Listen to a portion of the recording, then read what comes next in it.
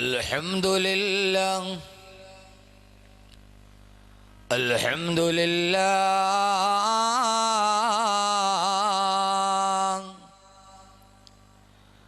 الحمد لله الواحد الأحد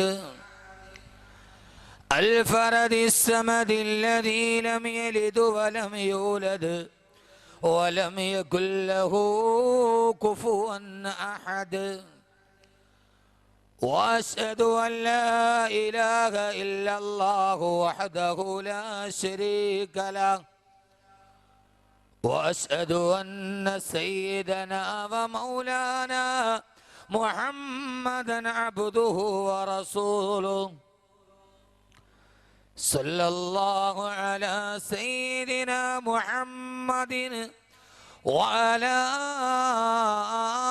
آله وصحبه وسلم تسليما كثيرا كثيرا.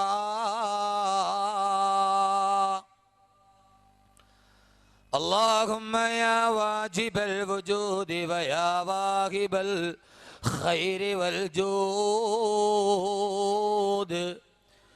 ويا غاية كل مقصود أفض علينا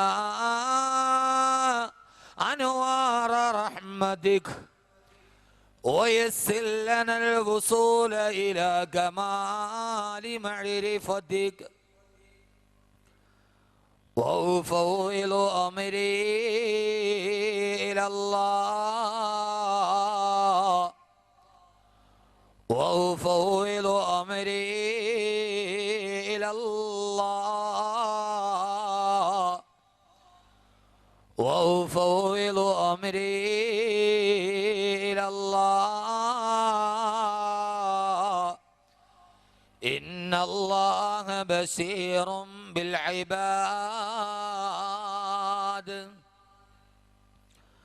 وأن مردنا إلى الله وأن المسرفين هم أصحاب النار.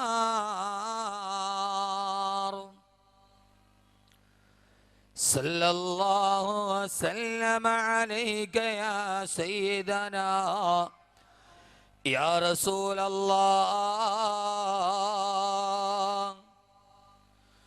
صلى الله وسلم عليك يا حبيبنا يا رسول الله بلغت الرسالة وأديت الأمانة ونصحت الأمة وكشفت الغمة وجاهدت في سبيل ربك حق جهاده وعبدت ربك حتى أتاك اليقين.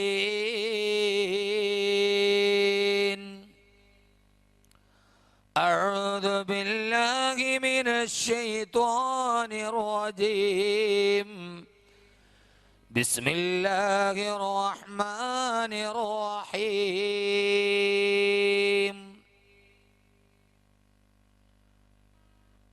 يا أيها الذين آمنوا يا أيها الذين آمنوا اتقوا الله حق تقاته ولا تموتن إلا وأنتم مسلمون.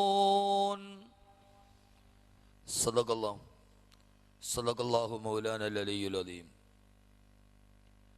وقال نبينا وحبيبنا ورسولنا وقائدنا وأسوتنا محمد صلى الله عليه وسلم كل بني آدم خطاء وخير الخطائين التوابون. صدق رسوله النبي المصطفى الأمين عليه وعلى آله وأهل بيته أفضل الصلوات وأزكى التسليم.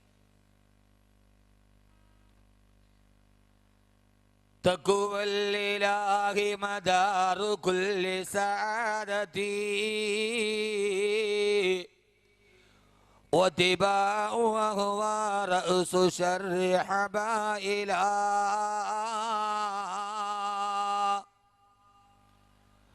طلب متابا بالندامة مكلعا وبعزم ترك الذنب فيما استقبلا وبراءة من كل حق الآدمي ولهذه الأركان فرع وكملا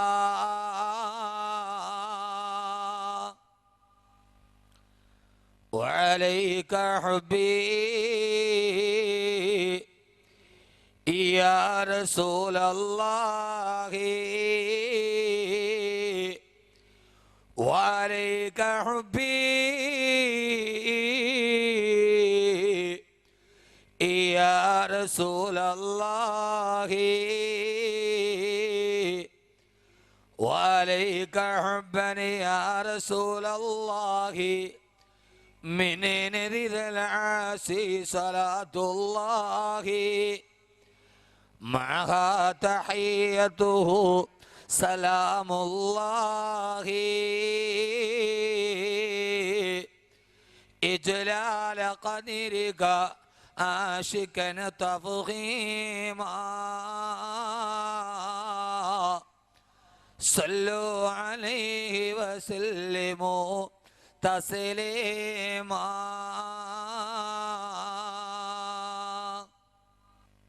ഇസ്ലാമിൻ്റെ ചരിത്ര പുരുഷന്മാരിൽ വ്യക്തിത്വത്തിൻ്റെ ധവളപ്രകാശം കൊണ്ട് ലോക ചരിത്രത്തെ വിസ്മയിപ്പിച്ച ഒരു അത്ഭുത പ്രതിഭയാണ് ഉമർ റളിയല്ലാഹു അൻഹു. ഒരു മനുഷ്യന്റെ ജീവിതം ഒരു സമൂഹത്തിന്റെ സന്ദേശമായി മാറുമെങ്കിൽ ഈ ആധുനിക ലോകത്തിനൊരു സന്ദേശമായി മാറാൻ കഴിഞ്ഞ ജീവിതം ഭൂമിയുടെ പുറന്തൊലിയുടെ മുകളിൽ കാഴ്ചവെച്ച് ഈ ലോകത്ത് നിന്ന് വിട പറഞ്ഞു പോയ, വാക്കുകൾ കൊതുങ്ങാത്ത, തൂലികകൾക്ക് വഴങ്ങാത്ത, പ്രഭാഷകന് മനസ്സിലാക്കാൻ കഴിയാത്ത, ലോകത്തിൽ ഏതൊരു കോണിൽ നിന്ന് നോക്കിയാലും ആരുടെയും വീക്ഷണകോണുകളിൽ ഒതുങ്ങാൻ കഴിയാത്ത അത്രയും പ്രവിശാലമായ ഒരു വ്യക്തിത്വത്തിൻ്റെ ഒരു ആശയ സമ്പുഷ്ടതയുടെ വലയം നമ്മുടെ മുമ്പിൽ തീർത്ത മഹാനായ മനുഷ്യനാണ് ഹസ്രത്ത് ഉമർ റളിയല്ലാഹു തആല അൻഹു. ആരെയും വിസ്മയിപ്പിക്കുന്ന ഒരു ചരിത്രത്തിൻ്റെ ഉടമ. അങ്ങനെ ഒരു മനുഷ്യൻ ലോകചരിത്രത്തിൽ കടന്നു പോയിട്ടുണ്ടോ എന്ന് പോലും പലപ്പോഴും ഉമറിനെ ഒരു പഠന വിധേയമാക്കുമ്പോൾ നമുക്ക് തോന്നാറുണ്ട്. മക്കയിലെ ചിരപുരാതനമായ ചരിത്രപ്രസിദ്ധമായ ലജ്നാൻ പർവ്വതത്തിന്റെ താഴ്ഭാഗത്തുകൂടി ഒരു കൈയിൽ ഒട്ടകത്തിന്റെ കടിഞ്ഞാണും പിടിച്ചു മറുകൈയിൽ ചാട്ടവാറും പിടിച്ച് പ്രാകൃത വേഷധാരിയായ കീറിപ്പറഞ്ഞ വസ്ത്രം ധരിച്ച വിശന്നൊട്ടിയ വയറുമായി തൻ്റെ മുമ്പിൽ നടന്നു പോകുന്ന ഒട്ടകക്കൂട്ടങ്ങളുടെ ഒട്ടിയ വയറിലേക്ക് ഭീതിയോടെ നോക്കി ലജ്നാൻ പർവ്വതത്തിന്റെ താഴ്ഭാഗത്തുകൂടി 1500 വർഷങ്ങൾക്ക് മുമ്പ് ഒരു ചാട്ടവാറ് കൊണ്ട് തൻ്റെ മുമ്പിലൂടെ പോകുന്ന ഒട്ടകക്കൂട്ടങ്ങളെ തെളിച്ചുകൊണ്ട് നടന്നു പോകുന്ന കീറിപ്പറഞ്ഞ വസ്ത്രം ധരിച്ച പ്രാകൃത വേഷധാരിയായ ഭീതിയോടെ വിശന്നൊട്ടിയ ഒട്ടകത്തിന്റെ വയറിലേക്ക് നോക്കുന്ന ഒരു ഇടയ ചെറുക്കൻ. ആ ചെറുക്കന്റെ കണ്ണിലേക്ക് നോക്കിയാൽ തന്നെ അറിയാം അവന്റെ മനസ്സിൽ എന്തൊക്കെയോ വല്ലാത്ത ഒരു ഭീതി അവനെ അലട്ടുന്നുണ്ട്. ആ പ്രാകൃതനായ കീറിപ്പറഞ്ഞ മുഷിഞ്ഞ വസ്ത്രം ധരിച്ച ആട്ടടയനായ ചെറുക്കനെ അലട്ടുന്ന ഭീതി മറ്റൊന്നുമല്ല. വൈകുന്നേരം ഒട്ടകക്കൂട്ടുമായി തന്റെ വീട്ടിലേക്ക് തിരിച്ചു പോകുമ്പോ, രാവിലെ ഒട്ടകത്തെ തീറ്റാൻ പറഞ്ഞു വിട്ടിട്ട് വൈകുന്നേരം തിരിച്ചു പോകുമ്പോ ഒട്ടകത്തിന്റെ വയറ് നിറഞ്ഞില്ല എന്ന കാരണത്താൽ തന്റെ ക്രൂരനായ പിതാവ് ഈത്തപ്പന മരത്തിൽ കെട്ടിയിട്ടിട്ട് ചാട്ടവാറുകൊണ്ട് തന്നെ അടിക്കുമല്ലോ എന്നോത്ത് വീട്ടിലെത്തുമ്പോൾ ചാട്ടവാറിന്റെ അടിയേറ്റ് പ്രഹരമേറ്റ് പുളയേണ്ടി വരുമല്ലോ എന്നോത്ത് കണ്ണുകൾ ഈറനണിഞ്ഞ് പേടിയോടെ, ഭീതിയോടെ, വിഹുലതയോടെ, വിഭ്രാന്തിയോടെ, പരിഭ്രാന്തിയോടെ നടന്നു പോകുന്ന ഒട്ടകത്തിന്റെ ചാട്ടവാറും പിടിച്ചുകൊണ്ടുപോയ കീറിപ്പറഞ്ഞ വസ്ത്രം ധരിച്ച ആ ഇടയ ചെറുക്കനാണ് പിൽക്കാല ലോക ചരിത്രത്തിൽ നെപ്പോളിയനെ പോലും വിസ്മയിപ്പിച്ച, ഗാന്ധിജിയെ പോലും ആഗ്രഹിപ്പിച്ച, ആർക്കും വഴങ്ങാത്ത ലോകത്തിന്റെ ഏറ്റവും വലിയ ഒരു റൊമാൻറ്റിക് ഭാവനയ്ക്ക് പോലും സങ്കല്പിക്കാൻ കഴിയാത്ത രീതിയിൽ ആത്മീയതയുടെ അത്യുന്നതത്തിലേക്ക് കടന്നുപോയ മൊറോക്കോ മുതൽ യൂറോപ്പ് വരെ ഒരൊറ്റ സമയത്ത് തന്റെ അധികാരത്തിന്റെ കീഴിൽ അടക്കി ഭരിച്ച ലോകം കണ്ട ഏറ്റവും മഹാനായ സയ്യിദുനാ ഉമർ ഇബ്നുൽ ഖത്താബ് റളിയല്ലാഹു തആല അൻഹു. ആ മനുഷ്യനാണ് സൈപ്രസ് മുതൽ മൊറോക്കോ വരെ ഒരേ സമയത്ത് ഈ ലോകത്ത് മുഴുവനും അടക്കി ഭരിച്ച, പിൽക്കാലത്ത് ലോകം കണ്ട കിസ്റയും കൈസറും പേര് കേട്ടാൽ ഞെട്ടിവിറക്കുന്ന ലോകം കണ്ട മഹാനായ മനുഷ്യനായി മാറിയ ഹസ്രത്ത് ഉമർ റളിയല്ലാഹു തആല അൻഹു ആയി മാറിയത് ഈ ഇടയ ചെറുക്കനാണ്. ഈ ഇടയ ചെറുക്കനിൽ നിന്ന് ലോകത്തിന്റെ ചരിത്ര പുരുഷനിലേക്കുള്ള ഒരു പരിവർത്തനത്തിന്റെ ദൂരം, ഒരു മാനസാന്തരത്തിന്റെ ദൂരമാണ്. ആർക്കും അനുകരിക്കാൻ കഴിയുന്ന, ആർക്കും വിധേയപ്പെടാൻ കഴിയുന്ന, ഏതൊരു മനുഷ്യന്റെ ജീവിതത്തിലും ഒരു പ്രകാശത്തിന്റെ ഗോപുരമായി, ഒരു വടിവിളക്കായി തെളിയിക്കാൻ കഴിയുന്ന മഹാവ്യക്തിത്വത്തിന്റെ ഉടമ ഹസ്രത്ത് ഉമർ റളിയല്ലാഹു തആല അൻഹു. ആ ഹസ്രത്ത് ഉമറിനെ നാം പരിചയപ്പെടുകയാ. ആരാ ഹസ്രത്ത് ഉമർ? എൻ്റെ പല പ്രഭാഷണങ്ങളിലും ഞാൻ ഉമർ റളിയല്ലാഹു തആല അൻഹുവിനെ പ്രസംഗിക്കുകയും പല പ്രാവശ്യം ഞാൻ അതിനെ വിശദീകരിക്കുകയും ചെയ്തിട്ടുണ്ട്, പല കാസറ്റുകളിലും പല പ്രഭാഷണങ്ങളിലും. ഞാൻ ഇന്ന് ഉമറിനെ ഒരു സമകാലീന ദർപ്പണത്തിലൂടെ ഒരു പുനർവായന നടത്തുകയാണ്. ഈ സമകാലിക ദർപ്പണത്തിലൂടെ നൂറ്റാണ്ടുകൾക്ക് മുമ്പ് ജീവിച്ചു പോയൊരു മനുഷ്യനെ, ആ മനുഷ്യന്റെ ജീവിതവുമായി നാം ഒരു പുനർവായന നടത്തുകയാണ്. ഇന്നത്തെ ഏറ്റവും പ്രധാനപ്പെട്ട വിഷയം, കേരള രാഷ്ട്രീയത്തിലെ ഇന്നലത്തെയും ഇന്നത്തെയും വർത്തമാന പത്രങ്ങളിലെ ഏറ്റവും പ്രധാനപ്പെട്ട ചൂടേറിയ വാർത്ത, ബാറുകൾക്ക് ലൈസൻസ് പുതുക്കണോ അതോ വേണ്ടയോ? ചിലര് പറഞ്ഞു പുതുക്കണം, ചിലര് പറഞ്ഞു പുതുക്കണ്ട, ചില മഹാമാര് പറഞ്ഞു നിലനിൽക്കുന്ന സ്റ്റാറ്റസിൽ തന്നെ പോകട്ടെ. മറുവിഭാഗത്തെ ആളുകൾ പറഞ്ഞു സമ്മർദ്ദത്തിന് വഴങ്ങി ഒരാളുടെ വ്യക്തിയുടെ അഭിപ്രായം അടിച്ചേൽപ്പിക്കാൻ കഴിയില്ല. ഇങ്ങനെ ബാറുമായി ബന്ധപ്പെട്ട് പ്രധാനപ്പെട്ട മദ്യക്കച്ചവടത്തിന്റെ ഗവൺമെന്റിന്റെ ഏറ്റവും വലിയ വരുമാനമെന്ന റവന്യൂ വരുമാനത്തിന് ശേഷം ഗവൺമെന്റ് വിശേഷിപ്പിക്കുന്ന ബിവറേജസ് കോർപ്പറേഷനുകളിൽ വൈകുന്നേരം, രാവിലെ മുതൽ വൈകുന്നേരം വരെ പാടത്ത് പണിയെടുത്ത് കിട്ടുന്ന ചില്ലറ നാണയത്തൊട്ടുകൾ, അവന്റെ അധ്വാനത്തിന്റെ വിയർപ്പിന്റെ ശരീരത്തിന്റെ അവശിഷ്ടം മുഴുവനും വൈകുന്നേരമായി കഴിയുമ്പോൾ അവന്റെ തീരാ ദുഃഖത്തിന്റെ വിപത്തിലോട്ട് കടത്തിക്കൊണ്ടുപോകുന്ന, ഈ നാടുകളിൽ മദ്യപന്മാരെ സൃഷ്ടിക്കുന്ന, സാമൂഹ്യ ദ്രോഹികളെ സൃഷ്ടിക്കുന്ന, ലോകം കണ്ട ഏറ്റവും വലിയ പാപമായ തിന്മയുടെ മാതാവെന്ന് ആദരവായ പ്രവാചകൻ നബി മുഹമ്മദ് മുസ്തഫ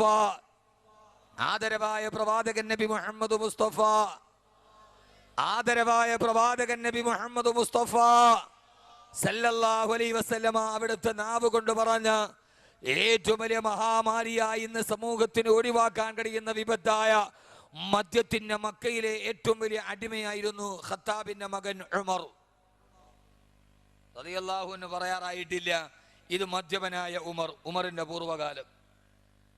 ആ ഉമർ മക്കയിലെ ഏറ്റവും വലിയ കുടിയനായിരുന്നു. ഉമറിന് കുടിക്കാതെ, മദ്യമില്ലാതെ ഉമറിന് ഒരു നിമിഷം പോലും തള്ളി നിൽക്കാൻ കഴിയില്ല. അങ്ങനത്തെ ഉമർ. ചില ആളുകൾക്കുണ്ടല്ലോ, മദ്യമില്ലെങ്കിൽ അവന്റെ വിരലിങ്ങനെ വിറക്കും, അവന്റെ കൈ വിറക്കും, മദ്യമില്ലാതെ അവന് ജീവിക്കാൻ കഴിയില്ല. ആ രീതിയിൽ മദ്യത്തെ മയക്കുന്ന രാത്രികളിൽ ലജ്നാൻ പർവ്വതത്തിന്റെ പ്രാന്തപ്രദേശങ്ങളിലും മുക്കാല ചന്തയുടെ മറുഭാഗങ്ങളും സിരകളെ ലഹരി ഭരിക്കുന്ന രാത്രിയിൽ മദ്യവുമായി ഏറ്റവും വലിയ കാമുകയെ പോലെ തന്നെ മദ്യത്തെ തന്നെ മാറോടടക്കി ചേർത്ത് പിടിച്ച, മദ്യമില്ലാതെ ഒരു സമയത്ത് പോലും ജീവിക്കാതിരിക്കാൻ കഴിഞ്ഞ മക്ക കണ്ട ഏറ്റവും വലിയ മദ്യപാനത്തിന്റെ ഉടമയായ ഈ ഉമറാണ്. ആ ഉമറിന് പിന്നീട് മാനസാന്തരത്തിന്റെ മാതൃകയായി മാറിയപ്പോ, ഉമറിന്റെ ജീവിതത്തിലേക്കൊരു മാനസാന്തരത്തിന്റെ വെളിച്ചം വന്നപ്പോ, ആ ഉമർ പിന്നീട് ആരായി മാറിയെന്നറിയോ? പാതിരാ സമയങ്ങളിൽ ആ നാട്ടുകാർ ഉമറിനെ കുറിച്ച് പറയുക, എന്റെ പ്രിയപ്പെട്ട സഹോദരങ്ങളെ, ലജ്നാൻ പർവ്വതത്തിന്റെ അല്ലെങ്കിൽ ലുക്കാല ചന്തയുടെ മറുഭാഗത്ത് മദ്യപിച്ചിട്ട് മതോന്മത്തനായി തെരുവോരങ്ങളിലെ വിവസ്ത്രനായി തെറിപ്പാട്ട് പാടിക്കൊണ്ട് കിടക്കുമ്പോ, പാതിവടിയിലൂടെ മക്കയിലൂടെ നടന്നു പോകുന്ന നാട്ടുകാര് പച്ചത്തെറി വിളിച്ചിട്ട് വിവസ്ത്രനായി സ്വന്തം കാമുകിമാരുമായി മദ്യപത്തിന്റെ മദ്യപാനിയുടെ കുപ്പികളുമായി കണക്ക് പറഞ്ഞിട്ട് നടന്നുപോയ ഉമർ, ആ ഉമർ തന്റെ നാട്ടിലിങ്ങനെ മദ്യപിച്ചിട്ട് വടിയിൽ കിടക്കുമ്പോഴാ ആ നാട്ടുകാർ ഉമറിനെ നോക്കിയിട്ട് പറഞ്ഞത് ലാ യസ്ലഹു വലദു ഖത്താബ് ഹത്താ യസ്ലഹു ഹിമാറു ഖത്താബ്.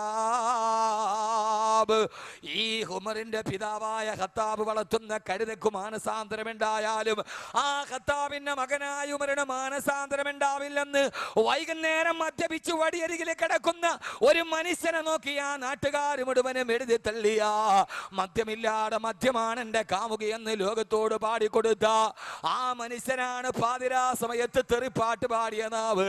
ആ നാവിനെ നോക്കിയിട്ട അവസാന ജീവിതത്തിലേക്ക് മാനസാന്തരം വന്നപ്പോ ആ പച്ച തെറിപ്പാട്ട് പാടി മക്കാരുടെ പേടി സ്വപ്നമായ ആ നാവിലേക്ക് നോക്കിയിട്ടാണ് അവസാന മാനസാന്തരം വന്നപ്പോ അല്ലാഹുവിന്റെ റസൂൽ പറഞ്ഞത് ഉമറേ ഇന്നല്ലാഹ ജഅലൽ ഹഖ അലാ ലിസാനി ഉമറ വ ഖൽബിഹി.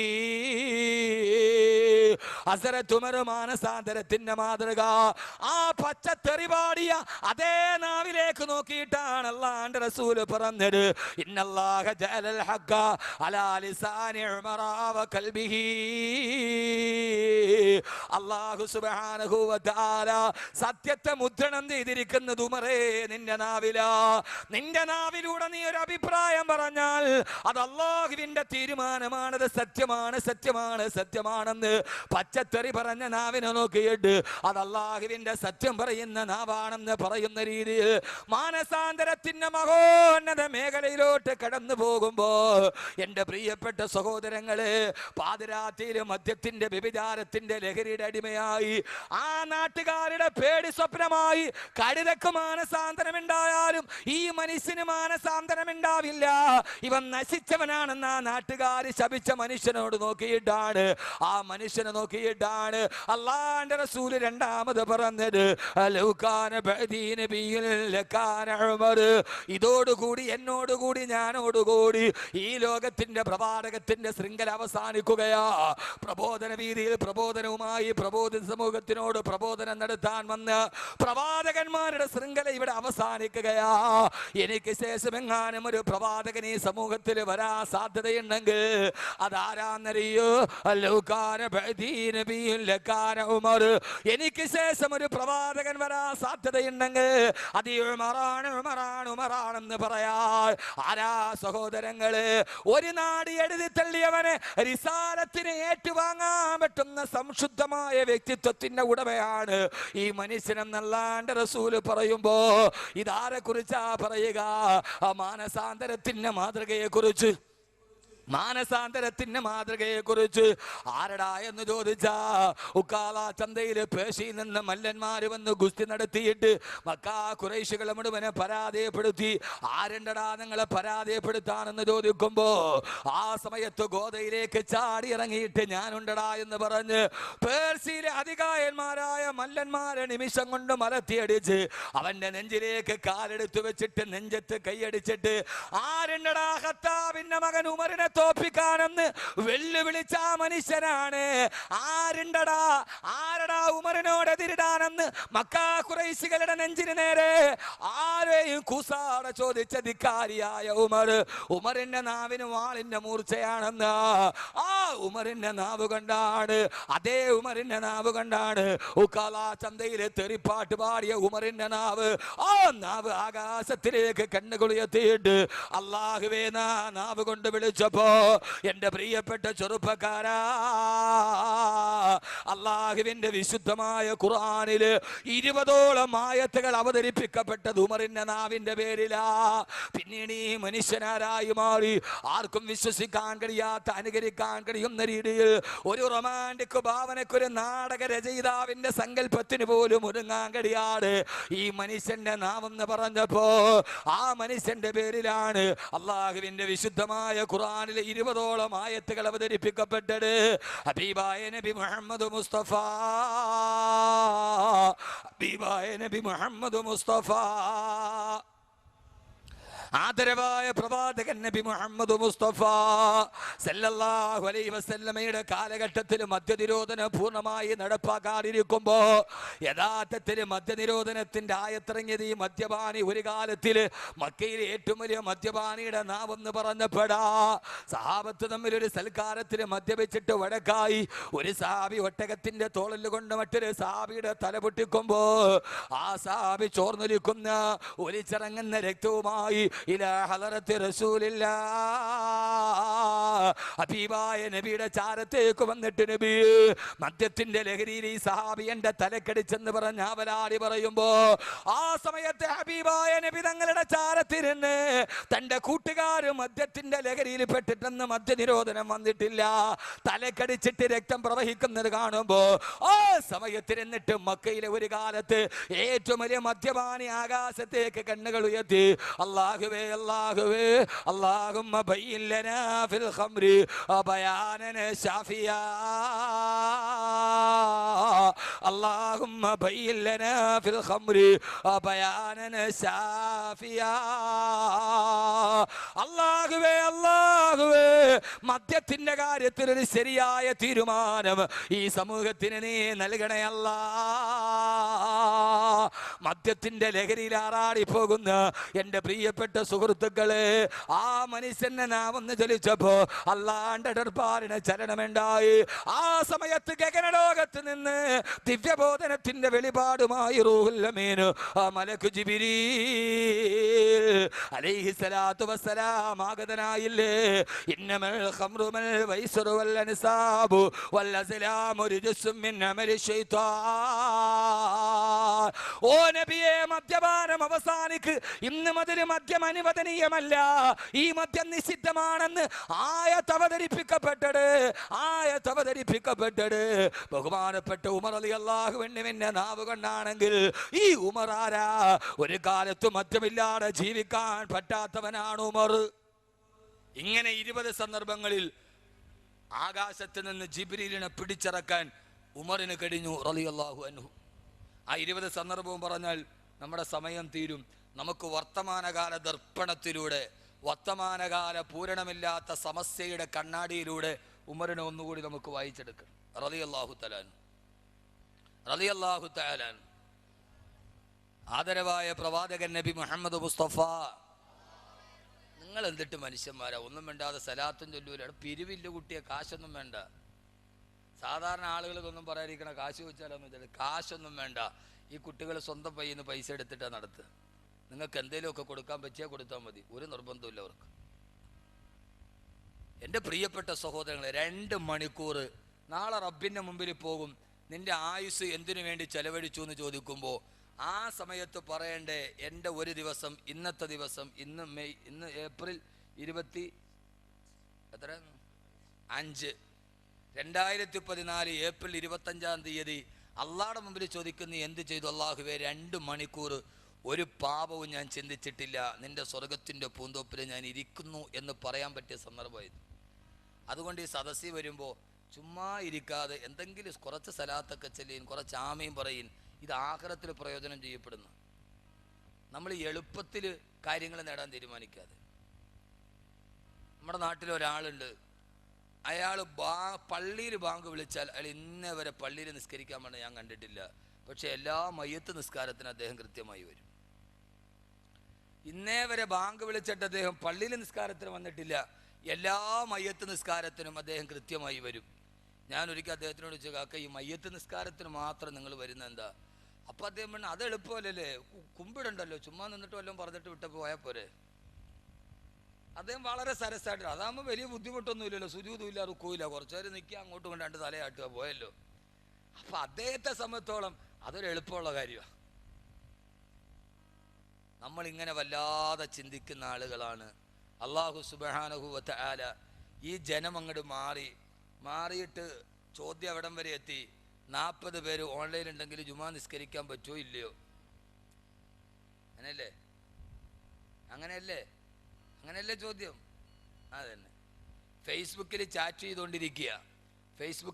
ചെയ്തുകൊണ്ടിരിക്കുമ്പോൾ അവസാനം ചാറ്റ് ചെയ്തുകൊണ്ടിരിക്കുമ്പോൾ പിന്നെ എല്ലാവരും ഓൺലൈനിൽ വരും. അപ്പോൾ ഉസ്താദിനോട് ചോദ്യം, ഉസ്താദ് ഇപ്പം 40 പേര് ഓൾറെഡി ഓൺലൈനിൽ നിൽപ്പുണ്ട്, ഫേസ്ബുക്കിൻ്റെ തിരക്കൊണ്ട് ജുമയ്ക്ക് പോകാൻ പറ്റൂല, ഞങ്ങൾ ഇവിടെ തന്നെ ഇരുന്ന് അങ്ങോട്ട് ജുമ നിസ്കരിച്ചാൽ മതിയോ? 40 പേരുണ്ട് ഓൺലൈൻ.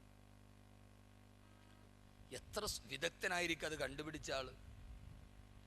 അപ്പോൾ ഉസ്താദ് പറഞ്ഞു, നീ ഒരു കാര്യം ചെയ്ത്, തിരക്കാണെങ്കിൽ ആ വീട്ടിലെ ഫ്രിഡ്ജിൻ്റെ മുകളിൽ ഒരു കറുത്ത തുണി ഇട്ട് മൂടിയിട്ട് ഹജ്ജും അവിടെ തന്നെ അങ്ങോട്ട് നിർവഹിച്ചോളൂ.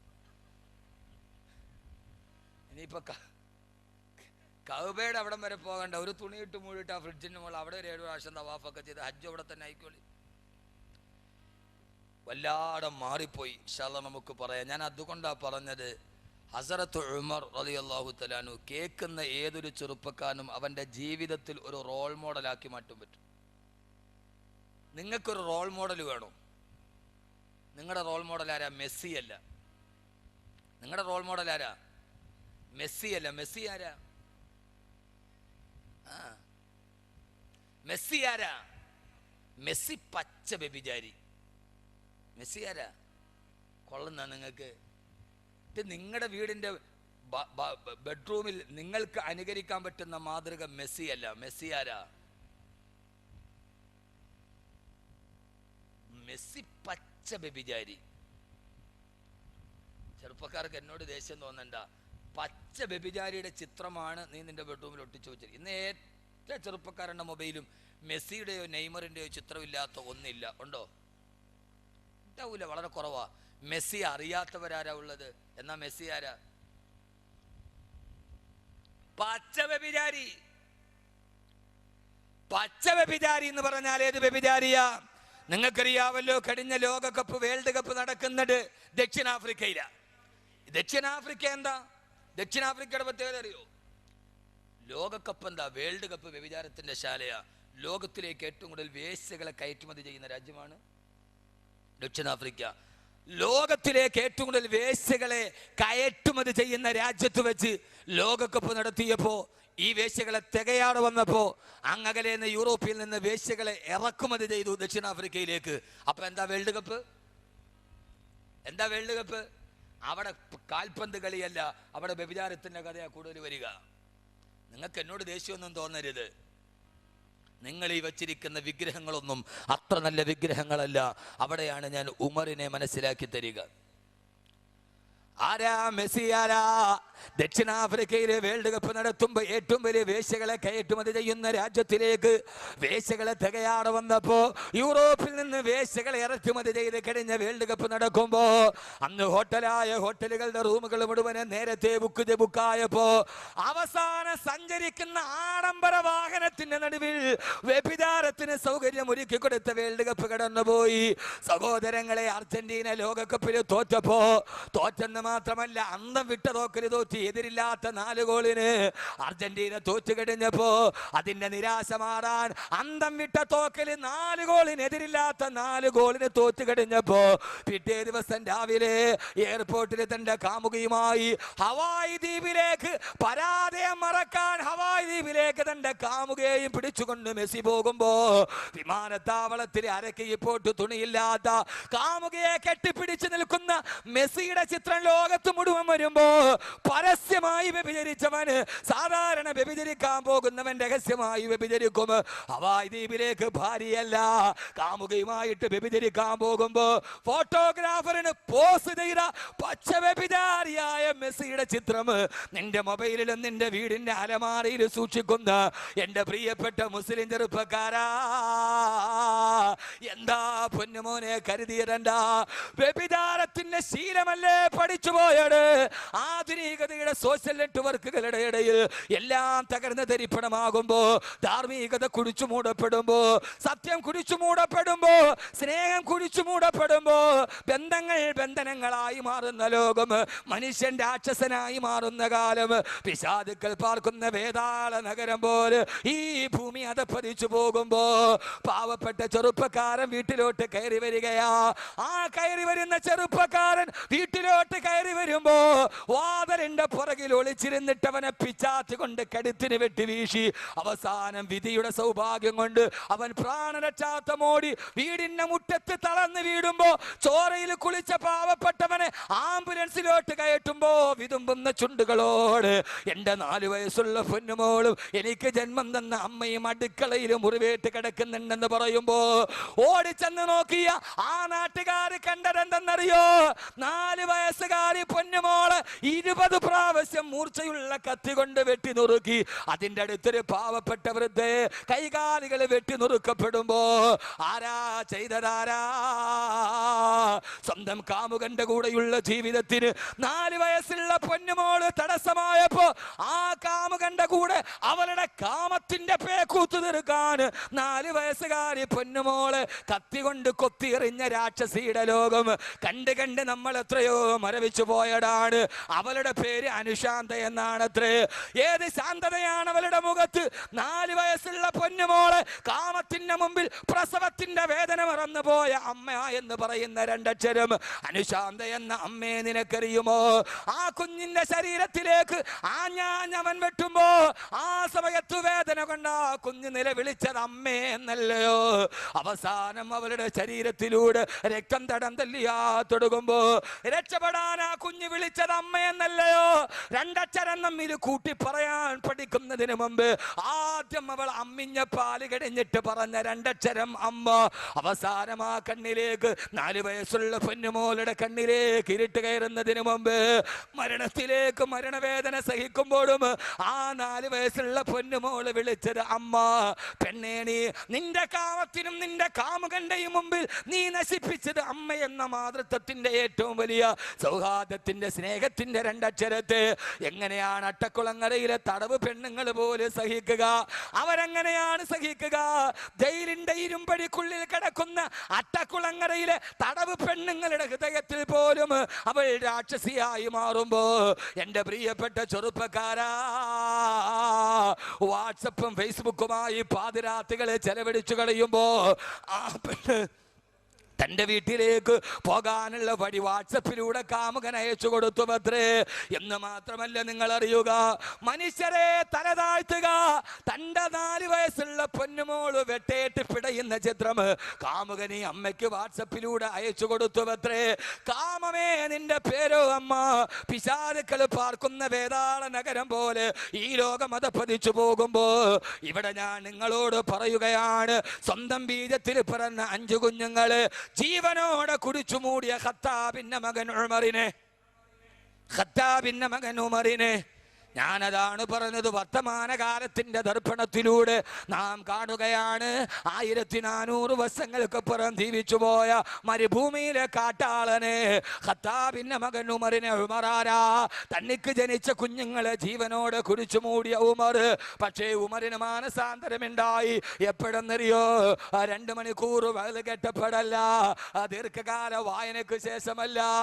ഈ പ്രാവശ്യം ഇന്ത്യയിലാദ്യമായി 600 കിലോമീറ്റർ ഓടി തീർത്ത മാരത്തണിന്റെ ദേവാട് ബോബി ചെമ്മണ്ണൂർ മിനിങ്ങാന് ചന്ദ്രശേഖരൻ നായർ സ്റ്റേഡിയത്തിൽ പറഞ്ഞത് എന്താണെന്നറിയോ?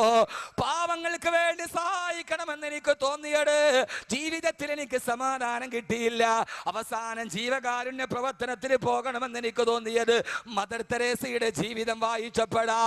ബോബി ചെമ്മണ്ണൂരിന് മദർ തെരേസയുടെ ജീവിതം മുഴുവൻ വായിക്കേണ്ടി വന്നെങ്കിൽ എന്റെ പ്രിയപ്പെട്ട സഹോദരങ്ങള്, കള്ളു കുടിച്ചിട്ട് ആദ്യം കാണുന്നവന് അരയിൽ കിടക്കുന്ന വാളിന്റെ മൂർച്ചയറിയാൻ ആദ്യം കാണുന്നവന്റെ കൈത്തണ്ടയിൽ വെട്ടി നോക്കിയ കാട്ടാളനായ ഉമറിന് ഒരാളുടെ ജീവചരിത്രം വായിക്കേണ്ടി വന്നില്ല, ഒരു ദിവസം മെനക്കെടേണ്ടി വന്നില്ല. ഒരൊറ്റ നിമിഷം കൊണ്ട് പ്രിയപ്പെട്ട സഹോദരി ഖുർആൻ ഓതുകയാണ്. ഹബീബായ മുത്തിന്റെ തലയെടുക്കാൻ ഊരി പിടിച്ച വാളുമായി ഉമർ പോവുകയാണ്. ആ സമയത്താണ് മാ അൻസൽനാ അലൈക്കൽ ഖുർആന ലിതശ്കാ ഇല്ലാ തദ്കിറതൻ ലിമൻ യഖ്ശാ തൻസീലൻ മിമ്മൻ ഖലഖൽ അർള വസ്സമാവാതിൽ ഉലാ. ആയത്ത് കേൾക്കേണ്ട താമസം പൊട്ടിക്കരഞ്ഞുകൊണ്ട് ഇസ്ലാമിലേക്ക് തിരിച്ചു വന്ന് ഇനി ഞാൻ നന്മക്കാണ്, ഇനി ഞാൻ മനുഷ്യനാണെന്ന് പറഞ്ഞ് ഒരു നിമിഷം കൊണ്ട് ഖുർആന്റെ ആയത്ത് കേട്ടപ്പോ ജീവിതത്തിലേക്ക് ഒരു മനുഷ്യനായി, ഒരു മനുഷ്യനായി, ഒരു മത്തനായി തിരിച്ചു വന്നു. സയ്യിദുനാ ഉമർ ഇബ്നുൽ ഖത്താബ് റളിയല്ലാഹു തആല അൻഹു അവസാനം ആ കാട്ടാളം പിന്നീട് ജന്മം മാറിയപ്പോ, മാനസാന്തരത്തിന്റെ മാതൃകയായപ്പോ, അവസാനം ഇന്ത്യ പാക് വിഭജനം നടക്കുന്ന സമയത്ത് ഹൈന്ദവരും മുസ്ലിമീങ്ങളും പരസ്പരം കൊത്തിയെരിഞ്ഞ് നവകാലിയുടെ അഭയാർത്ഥി ക്യാമ്പിൽ ശിരസെട്ട കബന്ധങ്ങളുടെ മുമ്പ് സാക്ഷാൽ ഇന്ത്യ രാജ്യത്തിന്റെ രാഷ്ട്രപിതാവ് മോഹൻദാസ് കരംചന്ദ് ഗാന്ധി പറഞ്ഞതെന്താ? ഇന്ത്യ രാജ്യത്തിലെ സമാധാനമെങ്കിൽ മക്ക ഭരിച്ച ഉമറിന്റെ ഭരണം ഇന്ത്യക്ക് വേണമെന്ന് മോഹൻദാസ് കരംചന്ദ് ഗാന്ധി പോലും പറഞ്ഞു പോയാ, നെപ്പോളിയൻ ബോണപ്പാർട്ട് പോലും എനിക്ക് ലോകം മുഴുവനും മടക്കി പിടിക്കണം, എന്നിട്ട് ഉമർ ഭരിച്ചതുപോലെ എനിക്കും ഭരിക്കണമെന്ന് നെപ്പോളിയൻ പോലും പറയുന്ന അവസ്ഥയിൽ ആരും കൊതിക്കുന്ന മനുഷ്യനായി മാറി സയ്യിദുനാ ഉമർ ഇബ്നുൽ ഖത്താബ് റളിയല്ലാഹു തആല അൻഹു. പിന്നെ ഉമർ ആരായി മാറി? ലോകത്ത് പിന്നീട് എല്ലാവരും ആഗ്രഹിച്ചു അവർക്ക് ഉമറാകണമെന്ന്.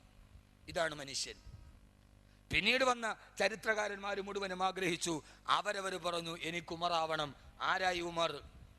ആരായി ഉമർ? മനസ്സിലാവണില്ലേ? എന്തിട്ട് ഇരിപ്പ പടച്ചോനെ ഇരിക്കണത്? ഈ തെരഞ്ഞെടുപ്പ് കഴിഞ്ഞിട്ട് സ്ഥാനാർത്ഥി ഇരിക്കണമാതിരി ജയിച്ചോന്ന് പറഞ്ഞുകൂടാ, തോക്കുമെന്ന് പറഞ്ഞുകൂടാ. ഒരാൾ LDF പറഞ്ഞ് 20 സീറ്റ് അവർക്കാന്ന്, UDF പറഞ്ഞ് 20 അവർക്കാന്ന്. ഇതിപ്പോൾ 40 സീറ്റ് മത്സരം നടന്നെന്ന് തോന്നുന്നു പറയാനായിട്ടാ. ഇപ്പം അവരെ കണക്കനുസരിച്ച് 40 സീറ്റ് മത്സരം നടക്കണം. LDF പറഞ്ഞ് 20 അവർക്കാണ്, UDF പറഞ്ഞ് അവർക്ക് 20 ഉറപ്പാണ്. ആകെ എത്ര മത്സരം നടന്നിട്ടുള്ളൂ? 20 ഉള്ളു താൻ. എനിക്കിപ്പോൾ LDF ഇല്ല, UDF ഇല്ല, എനിക്കില്ല അമത വല വിമത. നമുക്കിപ്പോൾ ആര് വന്നാലും കോരന് കഞ്ഞി കുമ്പിളി തന്നെ, അത് വേറെ കാര്യം. ആര് വന്നാലും കോരന് കഞ്ഞി കുമ്പിളി തന്നെ. എൻ്റെ പ്രിയപ്പെട്ട സഹോദരങ്ങളെ, അതുകൊണ്ട് ഇങ്ങോട്ട് നോക്ക്. വെളുത്തുള്ളി തിന്ന കാലം മറന്നു. എത്ര വില? പെട്രോൾ വാങ്ങിക്കാൻ പറ്റും, അതും പറ്റും. എല്ലാം കണക്കാണ്. ഒന്ന് പോട്ടെ, അത് വേണ്ട, രാഷ്ട്രീയം വേണ്ടല്ലേ, അത് വിളിച്ചു. അള്ളാഹു സുബ്ഹാനഹു വ തആല നല്ല രാഷ്ട്രീയക്കാരാക്കി അള്ളാഹു തരട്ടെ. ആമീൻ പറ. നല്ല രാഷ്ട്രീയക്കാരുണ്ട്. വെള്ളിയാഴ്ച ദിവസം തൻ്റെ പാർലമെന്റിന്റെ വലതുഭാഗത്തുള്ള ഓഫീസിൽ വെള്ളിയാഴ്ച സന്ദർശകരുടെ തിരക്ക് കൂടിയിട്ട് അവസാനം വെള്ളിയാഴ്ച പള്ളിയിൽ ജുമയ്ക്ക് ബാങ്ക് വിളിച്ചപ്പോൾ ബാങ്ക് കേട്ടിട്ടൊരു മനുഷ്യൻ അന്നത്തെ MP കസേരയിൽ മുഖം വെച്ചിട്ട് പൊട്ടിക്കരഞ്ഞു. ആളുകൾ ചോദിച്ചു എന്താ കരയുന്നതെന്ന് ചോദിച്ചപ്പോൾ, ഇന്നെൻ്റെ ആളുകളുടെ തിരക്ക് കാരണത്താൽ എന്നും ഞാൻ ഓതുന്ന സൂറത്തുൽ കഹ്ഫ് എനിക്കിന്ന് വെള്ളിയാഴ്ച ഓതാൻ പറ്റിയില്ലല്ലോ അള്ളാഹുവേ എന്ന് പറഞ്ഞ് പൊട്ടിക്കരഞ്ഞ മനുഷ്യനാണ് ഖായിദെ മില്ലത്ത് ഇസ്മായിലി സാഹിബ്. അങ്ങനെയുള്ള ആളുകളൊക്കെ കഴിഞ്ഞുപോയി, അതൊക്കെ മരിച്ചുപോയി. ഇന്ന് ആ പോട്ട്. അള്ളാഹു നമ്മളെല്ലാവരെയും നന്നാക്കി തരട്ടെ. നമ്മളെ നന്നാക്കി തരട്ടെ. ഉമർ നാട് ഭരിച്ചു. ഇങ്ങോട്ട് നോക്കുമോനെ, ഞാൻ പറയണത് ഈ തെരഞ്ഞെടുപ്പിൻ്റെ കഥയല്ല. ഈ തെരഞ്ഞെടുപ്പിൽ ഇത്രയും പ്രചരണമൊക്കെ നടത്തി, അവസാനം കൊട്ടിക്കലാശമൊക്കെ നടത്തി, ആടിത്തിമിർത്തും പാടിത്തിമിർത്തും ഒക്കെ നിന്നാൽ കിട്ടുന്ന സീറ്റ് പരമാവധി എത്ര വർഷം? ഈ സ്ഥാനാർത്ഥികൾ വീട് തോറും കയറി ഇറങ്ങി ഇത്രയും കഷ്ടപ്പെട്ട് ഇത്രയും ബുദ്ധിമുട്ടി അവരവസാനം എങ്ങാനും ഒരാൾ ജയിച്ചാൽ കിട്ടുന്ന സീറ്റ് എത്രയുള്ളൂ പരമാവധി? 5 വർഷം. 5 വർഷം കഴിഞ്ഞാൽ അടുത്തയാൾക്ക് മാറി കൊടുക്കണം, ഇല്ലെങ്കിൽ വീണ്ടും മത്സരിക്കണം. ഞാൻ പറയുന്ന സീറ്റ് എന്നറിയോ? ഉമർ മേടിച്ച സീറ്റാ റളിയല്ലാഹു തആല. ആ സീറ്റിന്റെ പ്രത്യേകത എന്താണെന്നറിയോ? അല്ലാഹു പറയുകയാണ്, ഇന്നല്ലദീന ആമനു വഅമിലു സ്വാലിഹാത്തി കാനത് ലഹും ജന്നാത്തുൽ ഫിർദൗസി നുസുലാ. അള്ളാഹുവിനെ അനുസരിക്കുകയും സൽക്കർമ്മയും ചെയ്യുകയും ചെയ്ത, അവനെ അനുസരിച്ച് ജീവിച്ച അള്ളാഹുവിന്റെ ദാസന്മാർക്ക് അള്ളാഹു കാനത് ലഹും ജന്നാത്തുൽ ഫിർദൗസി നുസുലാ, ഈ കുറെ നാളുകൾ ചുവരെടുത്തിയും ബാനർ പിടിച്ചും ഫ്ലെക്സ് പിടിച്ചും കൂടെ നടന്നും ബക്കറ്റ് പിടിച്ചും കൊട പിടിച്ചും നടന്നു പോയ എൻ്റെ പ്രിയപ്പെട്ട ചെറുപ്പക്കാരാ, അതിൽ വിജയിച്ചാൽ കിട്ടുന്നത് 5 വർഷത്തെ സീറ്റാണെങ്കിൽ അതെങ്ങാനും സരിതയെ പോലെ ഒരാൾ വന്നാൽ പിന്നെ എപ്പോ വേണമെങ്കിലും പോകാൻ പറ്റുന്നതാണെങ്കിൽ അല്ല പറയുകയാ, മത്സരിക്കാനുണ്ടോ? എന്നോട് മത്സരിക്കുന്ന ആളുകൾക്ക്, എൻ്റെ ദീനിൽ മത്സരിക്കുന്ന ആളുകൾക്ക് ഞാൻ കൊടുക്കുന്നത് എന്താ? കാനത്തിലേക്കും ജന്നാത്തുൽ ഫിർദൗസ് നുസുലാ, ജന്നാത്തുൽ ഫിർദൗസ് എന്ന സ്വർഗ്ഗത്തിൽ ഞാനൊരു സീറ്റ് കൊടുക്കുകയാ. ആ സീറ്റ് കിട്ടിയാൽ അതിന്റെ പ്രത്യേകത എന്തെന്നറിയോ? ഖാലിദീന ഫീഹാ ലാ യബ്ഗൂന അൻഹാ ഹിവലാ. ഓ, സ്വർഗ്ഗത്തിലൊരു സീറ്റ് കിട്ടിയാൽ ഖാലിദീന ഫീഹാ, അതൊരിക്കലും എല്ലായ്പ്പോഴും നിത്യമായി നിൽക്കുന്നടാ. എന്ന് മാത്രമല്ല, ലാ യബ്ഗൂന അൻഹാ ഹിവലാ, ആ സീറ്റ് നിനക്ക് കിട്ടിയാൽ ഒരു പ്രാവശ്യം കിട്ടിയവൻ പിന്നെ അവൻ അവസാനം വരെ മാറിക്കൊടുക്കേണ്ട. ലാ യബ്ഗൂന അൻഹാ ഹിവലാ, അതൊരിക്കലും മാറിക്കൊടുക്കേണ്ട സീറ്റല്ല. യഥാർത്ഥ ബുദ്ധിമാനാരാ? ആ സീറ്റിന് വേണ്ടി മത്സരിക്കുന്നവനല്ലേ, ആ സീറ്റിന് വേണ്ടി മത്സരിക്കേണ്ടവനല്ലേ. വഫീ ദാലിക ഫല്യതനാഫസിൽ മുതനാഫിസൂ, യഥാർത്ഥത്തിൽ ചെറുപ്പക്കാരെ അതിനു വേണ്ടിയാണ് മത്സരിക്കേണ്ടത്. ഈ ഭൗതിക ജീവിതത്തിന്റെ ആഡംബരങ്ങളെയും അനാശാസ്യങ്ങളെയും ജീർണതകളെയും അശ്ലീലങ്ങളെയും ആഭാസങ്ങളുടെയും ആവർത്തനമായി ജീവിതത്തിൽ കൊണ്ട് നടക്കുമ്പോ ഉമർ എല്ലാത്തിനോടും വിട പറഞ്ഞു. കള്ളിനോട് വിട, പെണ്ണിനോട് വിട, ലഹരിയോട് വിട, ഈ അസത്യത്തിനോട് വിട, ഈ ഇരുട്ടിനോട് വിട. ഇനി എവിടേക്കാണ് ഞാൻ പോകേണ്ടത്? അതല്ലാണ്ട് സ്വർഗത്തിലേക്കാ. ഞാൻ വരുന്നതിന് മുമ്പ് ബഹുമാനപ്പെട്ട ഷാഫി മന്നാനി പറഞ്ഞല്ലോ, ഹബീബായ നബി മുഹമ്മദ് മുസ്തഫ, ഹബീബായ നബി മുഹമ്മദ് മുസ്തഫ പോരാ, താജദാറെ മദീന നബി മുഹമ്മദ് മുസ്തഫ സല്ലല്ലാഹു അലൈഹി വസല്ലമ പറയുകയാ, ഇന്നലെ പാതിരാത്രി ഞാനൊരു സ്വപ്നം കണ്ടു. ആ സ്വപ്നത്തിൽ ഞാനൊരു മാളിക കണ്ടു, സ്വർഗത്തിലൊരു മാളിക. ആ മാളിക മുഴുവനും ഒറ്റമുത്തിനാലുള്ള മാളിക. ആ മാളികയുടെ മുൻഭാഗത്തൊരാളുടെ പേരെഴുതിയിരിക്കുകയാ. സഹാബത്ത് ചോദിച്ചു, നബിയേ അതാരുടെ പേരാണെന്നറിയാ? എന്റെ പേരാണോ? അല്ലാഹുവിന്റെ റസൂൽ ഇന്നലെ കണ്ട സ്വപ്നത്തിൽ കണ്ട മാളികയുടെ മുകളിൽ എഴുതിയിരിക്കുന്നതെന്നറിയാൻ സഹാബത്ത് മുഴുവനും അത്ഭുതത്തോടെ ഇരിക്കവേ അഭിമാനമുത്ത് വിരൽ ചൂണ്ടിയ ധാരണ നേർക്കാ. അല്ലാഹുവിന്റെ റസൂൽ പറഞ്ഞു, മറേ നളർത്തു ഇലാ ബാബിൽ ജന്നത്തി മക്തൂബൻ ബിസ്മി ഉമറ, സ്വർഗത്തിന്റെ ഒരു വലിയ കവാടത്തിന്റെ മുമ്പിൽ നിന്റെ പേരെഴുതിയിരിക്കുന്നത് ഞാൻ എന്റെ കണ്ണുകൊണ്ട് കണ്ടെന്ന് ആരാ പറയുന്നടാരാ? ഈ മണ്ണിന്റെ മുകളിൽ ജീവിച്ചിരിക്കുമ്പോ നാളെ സ്വർഗത്തിന്റെ വാതിലിന്റെ മുമ്പിൽ പേരെഴുതി വെക്കാൻ കഴിഞ്ഞു പോയാ പെങ്ങളെ, ഞാനൊന്ന് ചോദിക്കട്ടെ, മരിച്ചതിന് ശേഷമുള്ള സ്വർഗമല്ല, ഹിസാബിന് ശേഷമുള്ള സ്വർഗമല്ല, സിറാത്തിന് ശേഷമുള്ള സ്വർഗമല്ല, പരസ്പരം വേർതിരിച്ചതിന് ശേഷമുള്ള സ്വർഗമല്ല, മക്കയുടെ മണൽത്തരിയുടെ മുമ്പിൽ ജീവനോടെ ജീവിച്ചിരിക്കുമ്പോ, പച്ച മനുഷ്യനായി ജീവിച്ചിരിക്കുമ്പോ, ഇതേവരെ അസത്യത്തിന്റെ ലാഞ്ചന പൊൻചമ്പകപ്പൂ തേനിതൾ അതരങ്ങളിൽ നിന്ന് നിർഗളിച്ചിട്ടില്ലാത്ത, ഇതേവരെ കള്ളം പറയാത്ത ആമിനയുടെ മുത്തു പറയുകയാണ് സല്ലല്ലാഹു അലൈഹി വസല്ലം, സ്വർഗത്തിന്റെ വാതിൽ നിന്റെ പേരെഴുതി വെച്ചിട്ടുണ്ട് മറേ. ചെറുപ്പക്കാരാ, ഈ ശാന്തിഗിരിയുടെ പ്രാന്തപ്രദേശത്ത് പോത്തങ്കോട് വെയ്ത്തിശെട്ടിന്റെ മുകളിൽ ചുമന്നാക്ഷരത്തിലോ പച്ചാക്ഷരത്തിലോ വെള്ളാക്ഷരത്തിലോ നിന്റെ പേരെഴുതി വെച്ചിട്ട് എന്ത് കാര്യമാവുള്ളത്? ആരാണ്ടോ ചൂണ്ടിക്കാണിച്ചവന്റെ പള്ളയിലേക്ക് പിച്ചാത്തി പിടി കുത്തിക്കയറ്റിയിട്ട് നിരപരാധിയുടെ കുടൽമാല വെളിയിലേക്ക് ഇട്ടിട്ട് അവസാനം അവന്റെ ആളുകൾ പതിയിരുന്നിട്ട് നിന്റെ കഴുത്ത് വെട്ടിയെറിയുമ്പോ നിന്റെ വീടിന്റെ മുമ്പിലോ നിന്റെ നാടിന്റെ മുമ്പിലോ വെയ്ത്തിശെട്ടിന്റെ മുമ്പിൽ നിന്റെ പേരെഴുതി വെച്ചിട്ട് എന്ത് കിട്ടിയടാ പൊന്നുമോനെ? നിന്റെ ഉമ്മയ്ക്ക് മകൻ നഷ്ടപ്പെട്ടെന്നല്ലാട്, നിന്റെ ഭാര്യക്ക് ഭർത്താവ് നഷ്ടപ്പെട്ടെന്നല്ലാട്, നിന്റെ മക്കൾക്ക് അവരുടെ ഉപ്പയുടെ ചുടുചുമ്മനം നഷ്ടപ്പെട്ടെന്നല്ലാട്, നാളെ അതിന്റെ പേരില് നായമൂത്രമൊഴിക്കുന്ന വെയ്ത്തിശെട്ടിന്റെ മുമ്പിലോ പട്ടി കാട്ടിക്കുന്ന മണ്ഡപത്തിന്റെ താഴ്ഭാഗത്തോ നിന്റെ പേരിൽ 4 സിമന്റ് കട്ട വെച്ചതുകൊണ്ട് നിനക്കൊന്നും കിട്ടില്ല ചെറുപ്പക്കാരാ. എത്രയോ സ്മാരക മന്ദിരങ്ങൾ കാണാറുണ്ട്, എത്രയോ വെയിറ്റിച്ചെട്ട് കാണാറുണ്ട്. അതിൻ്റെയൊക്കെ അർത്ഥം അവനേതോ പിച്ചാത്തിപ്പിടിയിൽ പുകഞ്ഞു പോയെന്നാ. എൻ്റെ പ്രിയപ്പെട്ട സഹോദരങ്ങള്, ഈ ജീവിതം കൊണ്ട് ചെയ്യാൻ കഴിയേണ്ടത് എന്താ?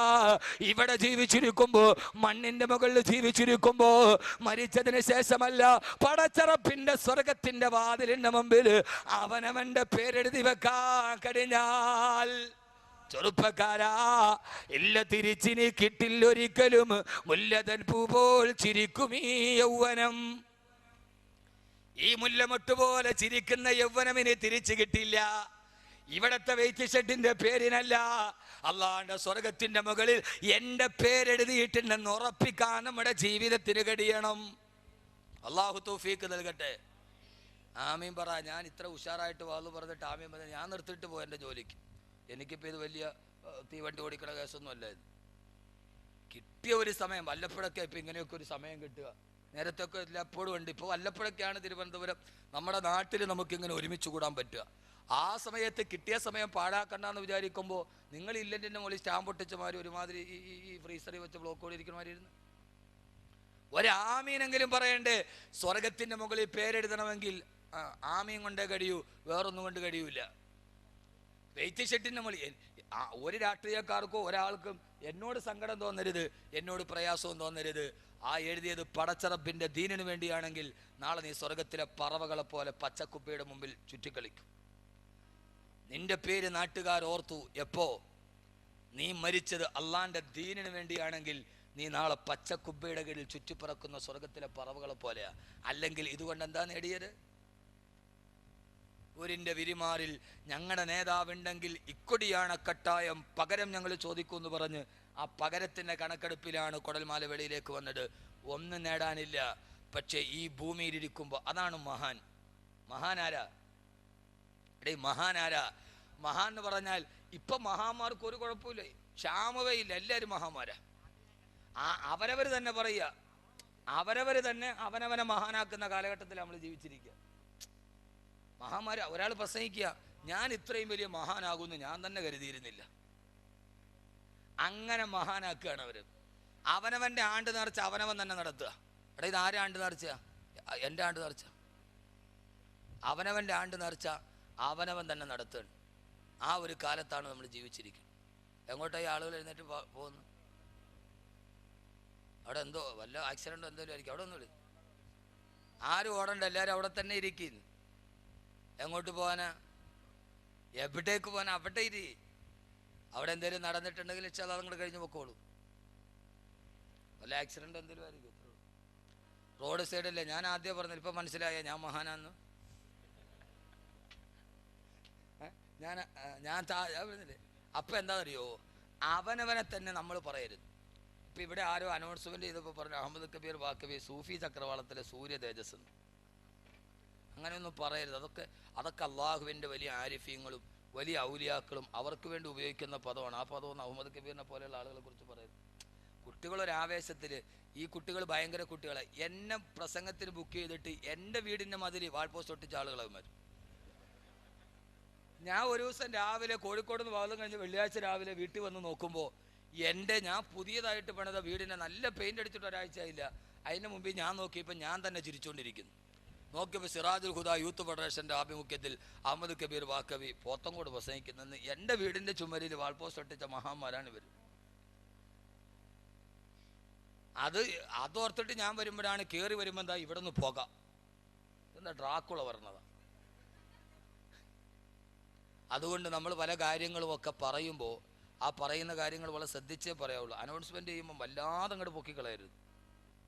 സൂഫി ചക്രവാളത്തിലെ സൂര്യ തേജസ് എന്നൊക്കെ പറയുമ്പോൾ ഇത്രയൊന്നും വേണ്ട. അഹമ്മദ് കബീർ വാക്കവി പ്രസംഗിക്കുന്നു, അത്രയൊക്കെ മതി. അതിൻ്റെ അപ്പുറത്തോട്ടൊന്നും ആയിട്ടില്ല. അള്ളാഹു നമ്മളെ നന്നാക്കി തരട്ടെ. അള്ളാഹു നമ്മളെ നന്നാക്കി തരട്ടെ. നല്ല ഒരു സദസ്സായിരുന്നു, അതിനെ കുളവാക്കി.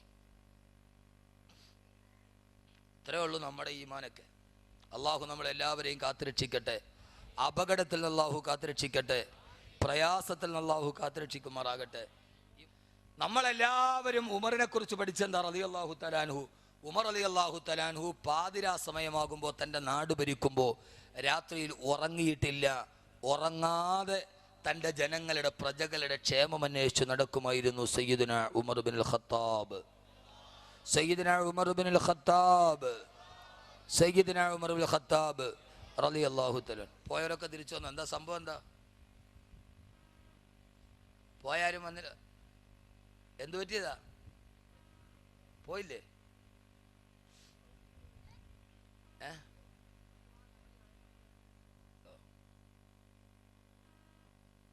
അള്ളാഹു നമുക്ക് ബോധം തരട്ടെ.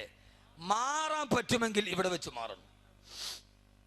മാറാൻ പറ്റുമെങ്കിൽ ഇവിടെ വെച്ച് മാറണം. അതാണ് മാറ്റത്തിന്റെ തുടക്കം.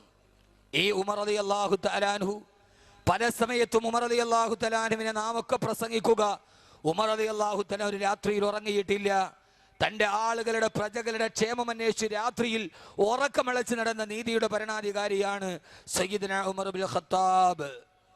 സയ്യിദുന ഉമർ ബിനുൽ ഖത്താബ് റളിയല്ലാഹു തആല അൻഹു. ഈ ഉമർ പിന്നീട് ആരായി മാറിയെന്നറിയോ? കള്ളിന്റെ കുപ്പി പൊട്ടിച്ച കൈകൊണ്ട് ഉമർ ഒരു കത്തെഴുതിയിട്ടിട്ടപ്പോ നൈൽ നദി പോലും, ഒരു നദി പോലും ഉമറിന്റെ മുമ്പിൽ പേടിച്ചു നിന്നു. എത്രയോ ചരിത്രങ്ങൾ. നൈല് കരകവിഞ്ഞൊടുക്കുകയാണ്. ആളുകൾ പരാതി പറഞ്ഞു, ഉമറെ റളിയല്ലാഹു തആല അൻഹു കന്യകയെ ബലിദാനം കൊടുത്താലേ നൈലിന്റെ കോപമടങ്ങും. അംർ ഇബ്നു ആസ് റളിയല്ലാഹു തആല അൻഹു കത്തെഴുതി. ഉമർ റളിയല്ലാഹു തആല അൻഹു മദീനയിൽ നിന്ന് തിരിച്ചൊരു കത്തെഴുതി. മിൻ അബ്ദില്ലാഹി ഉമറ ഇലാ നൈലി മിസ്ര. ഒരു മനുഷ്യൻ ഒരു നദിക്ക് കത്തെഴുതുക. ഒരു മനുഷ്യൻ ഒരു നദിക്ക് കത്തെഴുതുക. എന്നിട്ട് പറഞ്ഞു, ഇൻ കുന്തി തജ്രി ബി അംരില്ലാ, അള്ളാഹുവിൻ്റെ കൽപ്പന അനുസരിച്ചിട്ടാണ് നൈലെ നീ സഞ്ചരിക്കുന്നതെങ്കിൽ ആളുകൾക്ക് ബുദ്ധിമുട്ടുണ്ടാക്കാതെ, അവരുടെ നാണ്യവിളകൾ നശിപ്പിക്കാതെ, അവർക്ക് പ്രയാസമുണ്ടാക്കാതെ നീ അടങ്ങി ഒതുങ്ങി നിൽക്കുക. ആയിരക്കണക്കിന് ആളുകൾ, പതിനായിരക്കണക്കിന് ആളുകൾ നോക്കി നിൽക്കെ ഉമർ റളിയല്ലാഹു തആല അൻഹുവിന്റെ ഈ കത്ത് കൂലം കുത്തിയൊടുകുന്ന നൈലിലേക്ക് ഇടുമ്പോ കാലം സാക്ഷി, ചരിത്രം സാക്ഷി, ആ നൈൽ അതിന്റെ വെള്ളപ്പൊക്കം അവസാനിച്ച് സ്വച്ഛന്തമായി നിന്നുകൊടുത്തു എന്ന് ചരിത്രം രേഖപ്പെടുത്തുമ്പോൾ, എൻ്റെ പ്രിയപ്പെട്ട സഹോദരങ്ങളെ, മറ്റൊരു ചരിത്രം ഞാൻ നിങ്ങളോട് പറഞ്ഞു തരാം. മറ്റൊരു ചരിത്രം പറഞ്ഞു തരട്ടെ. പോയ ആളുകളൊക്കെ വന്ന ആക്സിഡന്റ് കാണാൻ പോയൊരു എന്ത് സംഭവിച്ചവിടെ അതും അറിയില്ല. പോയ ആളുകൾ വന്നിട്ടില്ല. ശരി, കല്യാണത്തിന് പോയവർ വന്നില്ല. തിരിച്ചു വന്നാലല്ലേ പുതിയാപ്പിള എങ്ങനെ ഉണ്ടെന്ന് അറിയാൻ പറ്റും. ഇങ്ങോട്ട് നോക്ക്. വളരെ പ്രധാനപ്പെട്ട ഒരു വിഷയം. ഇങ്ങോട്ട് നോക്ക്. ആദരവായ പ്രവാചകൻ നബി മുഹമ്മദ് മുസ്തഫ, ആദരവായ പ്രവാചകൻ നബി മുഹമ്മദ് മുസ്തഫ സലാത്ത് പറഞ്ഞാൽ ഞാൻ ഒരു കാര്യം പറഞ്ഞുതരാം. വളരെ പ്രധാനപ്പെട്ട ഒരു കാര്യം. ഇങ്ങോട്ട് വാ. മലേഷ്യയുടെ 393 യാത്രക്കാരുമായി വിമാനം അപ്രത്യക്ഷമായിട്ട് മാസം 1 കഴിഞ്ഞു. അവര് മരിച്ചോ ജീവിച്ചോ അതോ ബൈനൽ ഹയാത്തി വൽ മയ്യത്തോ ഒന്നും അറിയില്ല. 40 രാഷ്ട്രങ്ങളിലെ ശാസ്ത്രജ്ഞരടക്കമുള്ള ആളുകൾ നോക്കിക്കൊണ്ടിരിക്കുകയാ സൂക്ഷ്മദർശിനിയിലൂടെ. അവരുടെ കണ്ണിൽ ഇന്നേവരെ പെട്ടിട്ടില്ല എവിടെയുണ്ടെന്ന്. കാരണം മനുഷ്യന് കാണാൻ കഴിയുന്നതിനൊരു പരിധിയുണ്ട്. സാധാരണ മനുഷ്യന് കാണാൻ കഴിയുന്നതിന് പരിധിയില്ലേ? സാധാരണ ഒരു മനുഷ്യന് കാണാൻ കഴിയുന്നതിന് പരിധിയുണ്ട്. ഇവിടെ നിന്ന് നോക്കിയാൽ നമുക്ക് എത്ര അകലം വരെ കാണാൻ പറ്റും? കേക്ക്, ഞാൻ മലേഷ്യ വിമാനം പറഞ്ഞില്ല. ഇങ്ങോട്ട് നോക്ക്. ഒരാൾ നോക്കിയാൽ എവിടം വരെ കാണാൻ പറ്റും? ഒരു 1/2 കിലോമീറ്ററോളം നേരെ കിടന്ന ഒരു പൊട്ട് പോലെ കാണാം, ഇല്ലേ? ഒരു ശാംസിലായിരിക്കുക. അള്ളാഹു നല്ല കാഴ്ച കൊടുക്കട്ടെ. അള്ളാഹു ബസീറത്ത് കൊടുക്കട്ടെ. കൽബിലും അള്ളാഹു ബസീറത്ത് കൊടുക്കട്ടെ. കണ്ണിലും അള്ളാഹു ബസീറത്ത് കൊടുക്കട്ടെ. ഒരു 1/2 കിലോമീറ്റർ കാണാൻ പറ്റൂലേ? പറ്റുമോ ഇല്ലയോ? നിങ്ങൾക്ക് പറ്റൂല്ലോ. എന്നാൽ അള്ള കാണണ്ടെന്ന് വിചാരിച്ചാൽ നിന്റെ കാലിൻ്റെ ചവിട്ടി കിടക്കണം നിനക്ക് കാണാൻ പറ്റൂല. പറ്റുമോ? ഖുർആൻ ഞാനല്ല, ഖുർആൻ. അള്ള കാണണ്ടെന്ന് വിചാരിച്ചാൽ നിന്റെ കാലിൻ്റെ ചുവട്ടി കിടക്കുന്ന സാധനം കാണാൻ നിന്നെ കൊണ്ട് പറ്റൂല. ഖുർആൻ മനസ്സിലാവാനുണ്ടോ പറയണുണ്ടോ? എവിടെയാന്ന് ചോദിച്ചാൽ ഈ വെള്ളിയാഴ്ച ഇന്നത്തെ ദിവസം നിങ്ങൾ പാരായണം ചെയ്ത സൂറത്തുൽ കഹ്ഫ് 7 യുവാക്കളങ്ങകലെ വനാന്തരത്തിൽ പോയി 350 വർഷം ഉറങ്ങിക്കിടക്കുകയാ. അവരെവിടെയാ കിടക്കുന്നത്? എവിടെയാ? അള്ളാഹുവിന്റെ ഖുർആൻ പറയുകയാണ്, ഫബഅസൂ അഹദക്കും ബിവരിക്കും ഹാദിഹിൽ മദീന. ആ നാട്ടിലെ അങ്ങാടിയിലെ ജനങ്ങൾ താമസിക്കുമ്പോ അവര് വിളിച്ചാൽ കേൾക്കുന്ന ദൂരത്താണ് 7 യുവാക്കൾ കിടന്നുറങ്ങുന്നത്. പക്ഷേ 309 വർഷം ആ നാട്ടുകാരവരെ കണ്ടെത്തിയില്ല. കേട്ടാൽ കേൾക്കുന്ന, അവര് വിളിച്ചാൽ കേൾക്കുന്ന അകലത്തിലാണ്. അല്ലാഹു സുബ്ഹാനഹു വ തആല 7 യുവാക്കളെയും അവരുടെ നായെയും കടത്തുറക്കിയത്. പക്ഷേ 309 വർഷം ആ ജനത്തിന് അള്ളാഹ് കാണിച്ചു കൊടുക്കാതിരുന്നത് കൊണ്ട് കാണാൻ കഴിഞ്ഞിട്ടില്ല. തൊട്ടടുത്താണ് 7 യുവാക്കൾ കിടന്നതിന്റെ തൊട്ടടുത്താണ് ആ നാട്ടിലെ അങ്ങാടി.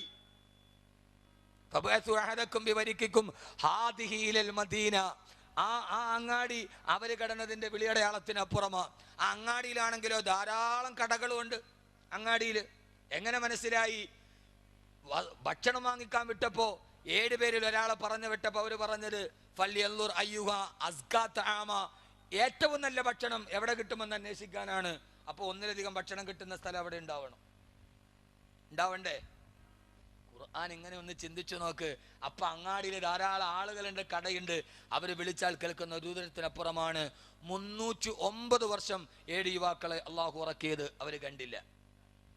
കണ്ടോ? നടന്നു പോകുന്ന വഴിയിലാണ് ഉസൈർ നബി മരിച്ചു കിടന്നത്. ആ നാട്ടുകാർ കണ്ടില്ല ഉസൈർ നബിയെ. അള്ളാഹ് കാണിക്കണ്ടെന്ന് വിചാരിച്ചാൽ മലേഷ്യൻ വിമാനമല്ല, ഇപ്പോ ടൈറ്റാനിക് കണ്ടുപിടിച്ച സൂക്ഷ്മദർശിനിയുമായി കടലിൽ ഇറങ്ങിയിട്ടിരിക്കുകയാണ് മനുഷ്യലോകം. അള്ളാഹ് കാണിക്കണ്ടെന്ന് തീരുമാനിച്ചാൽ കാണിക്കാൻ കഴിയില്ല. അല്ലെങ്കിൽ എന്ത് ചെയ്യണം? അത് ഇവിടെ ഇരുന്നിട്ട് മലേഷ്യയുടെ വിമാനം എവിടെയുണ്ട് എന്ന് പറയാൻ കഴിയുന്ന ഒരു ഉമർ ഉണ്ടാവണം. ഒരു മനുഷ്യനെ കൊണ്ട് പറ്റും. അതാ ഞാൻ പറഞ്ഞത്, വെറും ഉമറിനെ പറയാനല്ല, വെറും ഉമറുള്ളാന്റെ ചരിത്രം പറയാനല്ല, അത് പറയുന്നതിനോടൊപ്പം തന്നെ ഒന്നുകൂടി മനസ്സിലാക്കാൻ മലേഷ്യയുടെ 293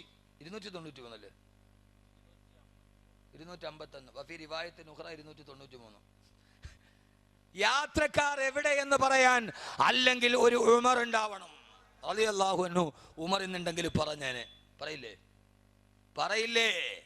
മദീനത്തെ പള്ളിയിലെ മിഹ്റാബില്, മദീനത്തെ പള്ളിയുടെ മിമ്പറിൽ ഖുത്ബ ഓതിക്കൊണ്ടിരിക്കുകയാ. ആ സമയത്ത് ഖുത്ബ ഓതിക്കൊണ്ടിരിക്കുമ്പോഴാണ് ഉമർ റളിയല്ലാഹു തആല വിളിച്ചു പറയുന്നത്, യാ സാരിയ അൽ ജബൽ അൽ ജബൽ. 100 കണക്കിന് കിലോമീറ്റർ അകലെ സാരിയ റളിയല്ലാഹു അൻഹുവിന്റെ നേതൃത്വത്തിൽ യുദ്ധം നടക്കുകയാ. ആ ഭാഗത്തേക്ക് തിരിഞ്ഞു നിന്നിട്ട്, സാരിയ പർവ്വതത്തെ സൂക്ഷിക്കണേ, സാരിയ പർവ്വതത്തെ സൂക്ഷിക്കണേ. ആരോടാ വിളിച്ചു പറയുന്നത്? ഖുത്ബ കഴിഞ്ഞ് വെളിയിലിറങ്ങുമ്പോ സാഹത്ത് ചോദിച്ചില്ല ഉമർ റളിയല്ലാഹു അൻഹുവിനോട്, ഉമറേ ആരെയാ വിളിച്ചത്? എന്തിനാ ഖുത്ബക്കടയിൽ സാരിയയെ വിളിച്ചത്? സാരിയ 100 കണക്കിന് കിലോമീറ്റർ അകലെ യുദ്ധം ചെയ്യുകയല്ലേ. ആ സമയത്താണ് ഉമർ റളിയല്ലാഹു തആല പറഞ്ഞത്, ഞാൻ മിമ്പറിൽ ഖുത്ബ ഓതിക്കൊണ്ടിരിക്കുമ്പോ 100 കണക്കിന് കിലോമീറ്റർ അകലെയുള്ള സാരിയ റളിയല്ലാഹു തആല യുദ്ധം ചെയ്യുന്ന സ്ഥലം ഞാൻ എൻ്റെ കണ്ണുകൊണ്ട് കണ്ടു. 100 കണക്കിന് കിലോമീറ്റർ അകലെയുള്ള യുദ്ധപ്പറമ്പ് ഞാൻ എൻ്റെ കണ്ണുകൊണ്ട് കണ്ടു. പർവ്വതത്തിന്റെ മുകളിലൂടെ ശത്രുക്കൾ വരുന്നുണ്ട്. അതുകൊണ്ട് സാരിയോട് വിളിച്ചു പറഞ്ഞടാ, ആ ഭാഗത്തൊന്ന് ശ്രദ്ധ കേന്ദ്രീകരിക്കാൻ. മദീനത്തെ പള്ളിയിൽ ഇരുന്നു കൊണ്ട് ഉമർ വിളിക്കുമ്പോൾ റളിയല്ലാഹു അൻഹു 100 കണക്കിന് കിലോമീറ്റർ അകലെയുള്ള സാരിയ റളിയല്ലാഹു തആല മറുപടി പറഞ്ഞില്ല. മുഅ്മിനീങ്ങളെ, 253 യാത്രക്കാരുമായി കോലാലംപൂരിൽ നിന്ന് ബെയ്ജിങ്ങിലേക്ക് പറന്നിറങ്ങിയ വിമാനം എവിടെ? 40 രാട്ടങ്ങൾ, 40ഓളം വരുന്ന മുങ്ങിക്കപ്പലുകൾ. എവിടെയാണ് നോക്കേണ്ടത്? ടൈറ്റാനിക് കണ്ടുപിടിച്ച സൂക്ഷ്മദർശിനിയുമായിട്ട് ഇറങ്ങിയിട്ട് പോലും കാണാൻ കഴിയുന്നില്ല. അത് നിന്റെ സൂക്ഷ്മദർശിനിക്ക് കാണണമെന്നില്ല. ഉമറിനെ പോലെ ഏതെങ്കിലും ഒരു മനുഷ്യനെ ജീവിതത്തിൽ ഉണ്ടാക്കാൻ കഴിഞ്ഞാൽ അതെവിടെയാണെന്ന് പറയാൻ കഴിയുമെന്ന് അല്ലാഹുവിന്റെ പ്രിയപ്പെട്ട ഇസ്ലാമിന്റെ ചരിത്രം രേഖപ്പെടുത്തുകയാ.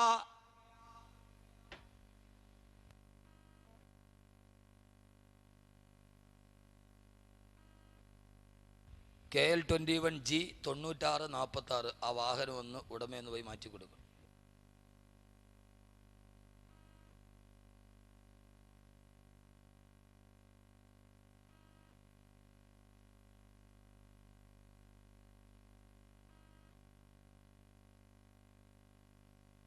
KL-21G 9646 ഈ വാഹനം ഒന്ന് ആരുടേതാണെങ്കിലും ഒന്ന് മാറ്റിക്കൊടുക്കും. റെഡ് ആൾട്ടോയാണ്. അവിടെ ഒരു ആക്സിഡന്റ് നടന്നാണ്. ഒരു സ്ത്രീയും 2 കുട്ടികളും കൂടെ പോയപ്പോൾ ഒരു കാറ് വന്ന് ഇടിച്ചിട്ടതാണ്. അള്ളാഹു ആരാണെങ്കിലും ആ അപകടത്തിൽ നിന്ന് അള്ളാഹു മോചനം കൊടുക്കട്ടെ. നാമീ പറയും നമുക്കിപ്പോൾ ചെയ്യാൻ പറ്റുന്ന ഏറ്റവും വലിയ കാര്യം അതാണ്. അള്ളാഹു അപകട നില അള്ളാഹു മാറ്റിക്കൊടുക്കട്ടെ.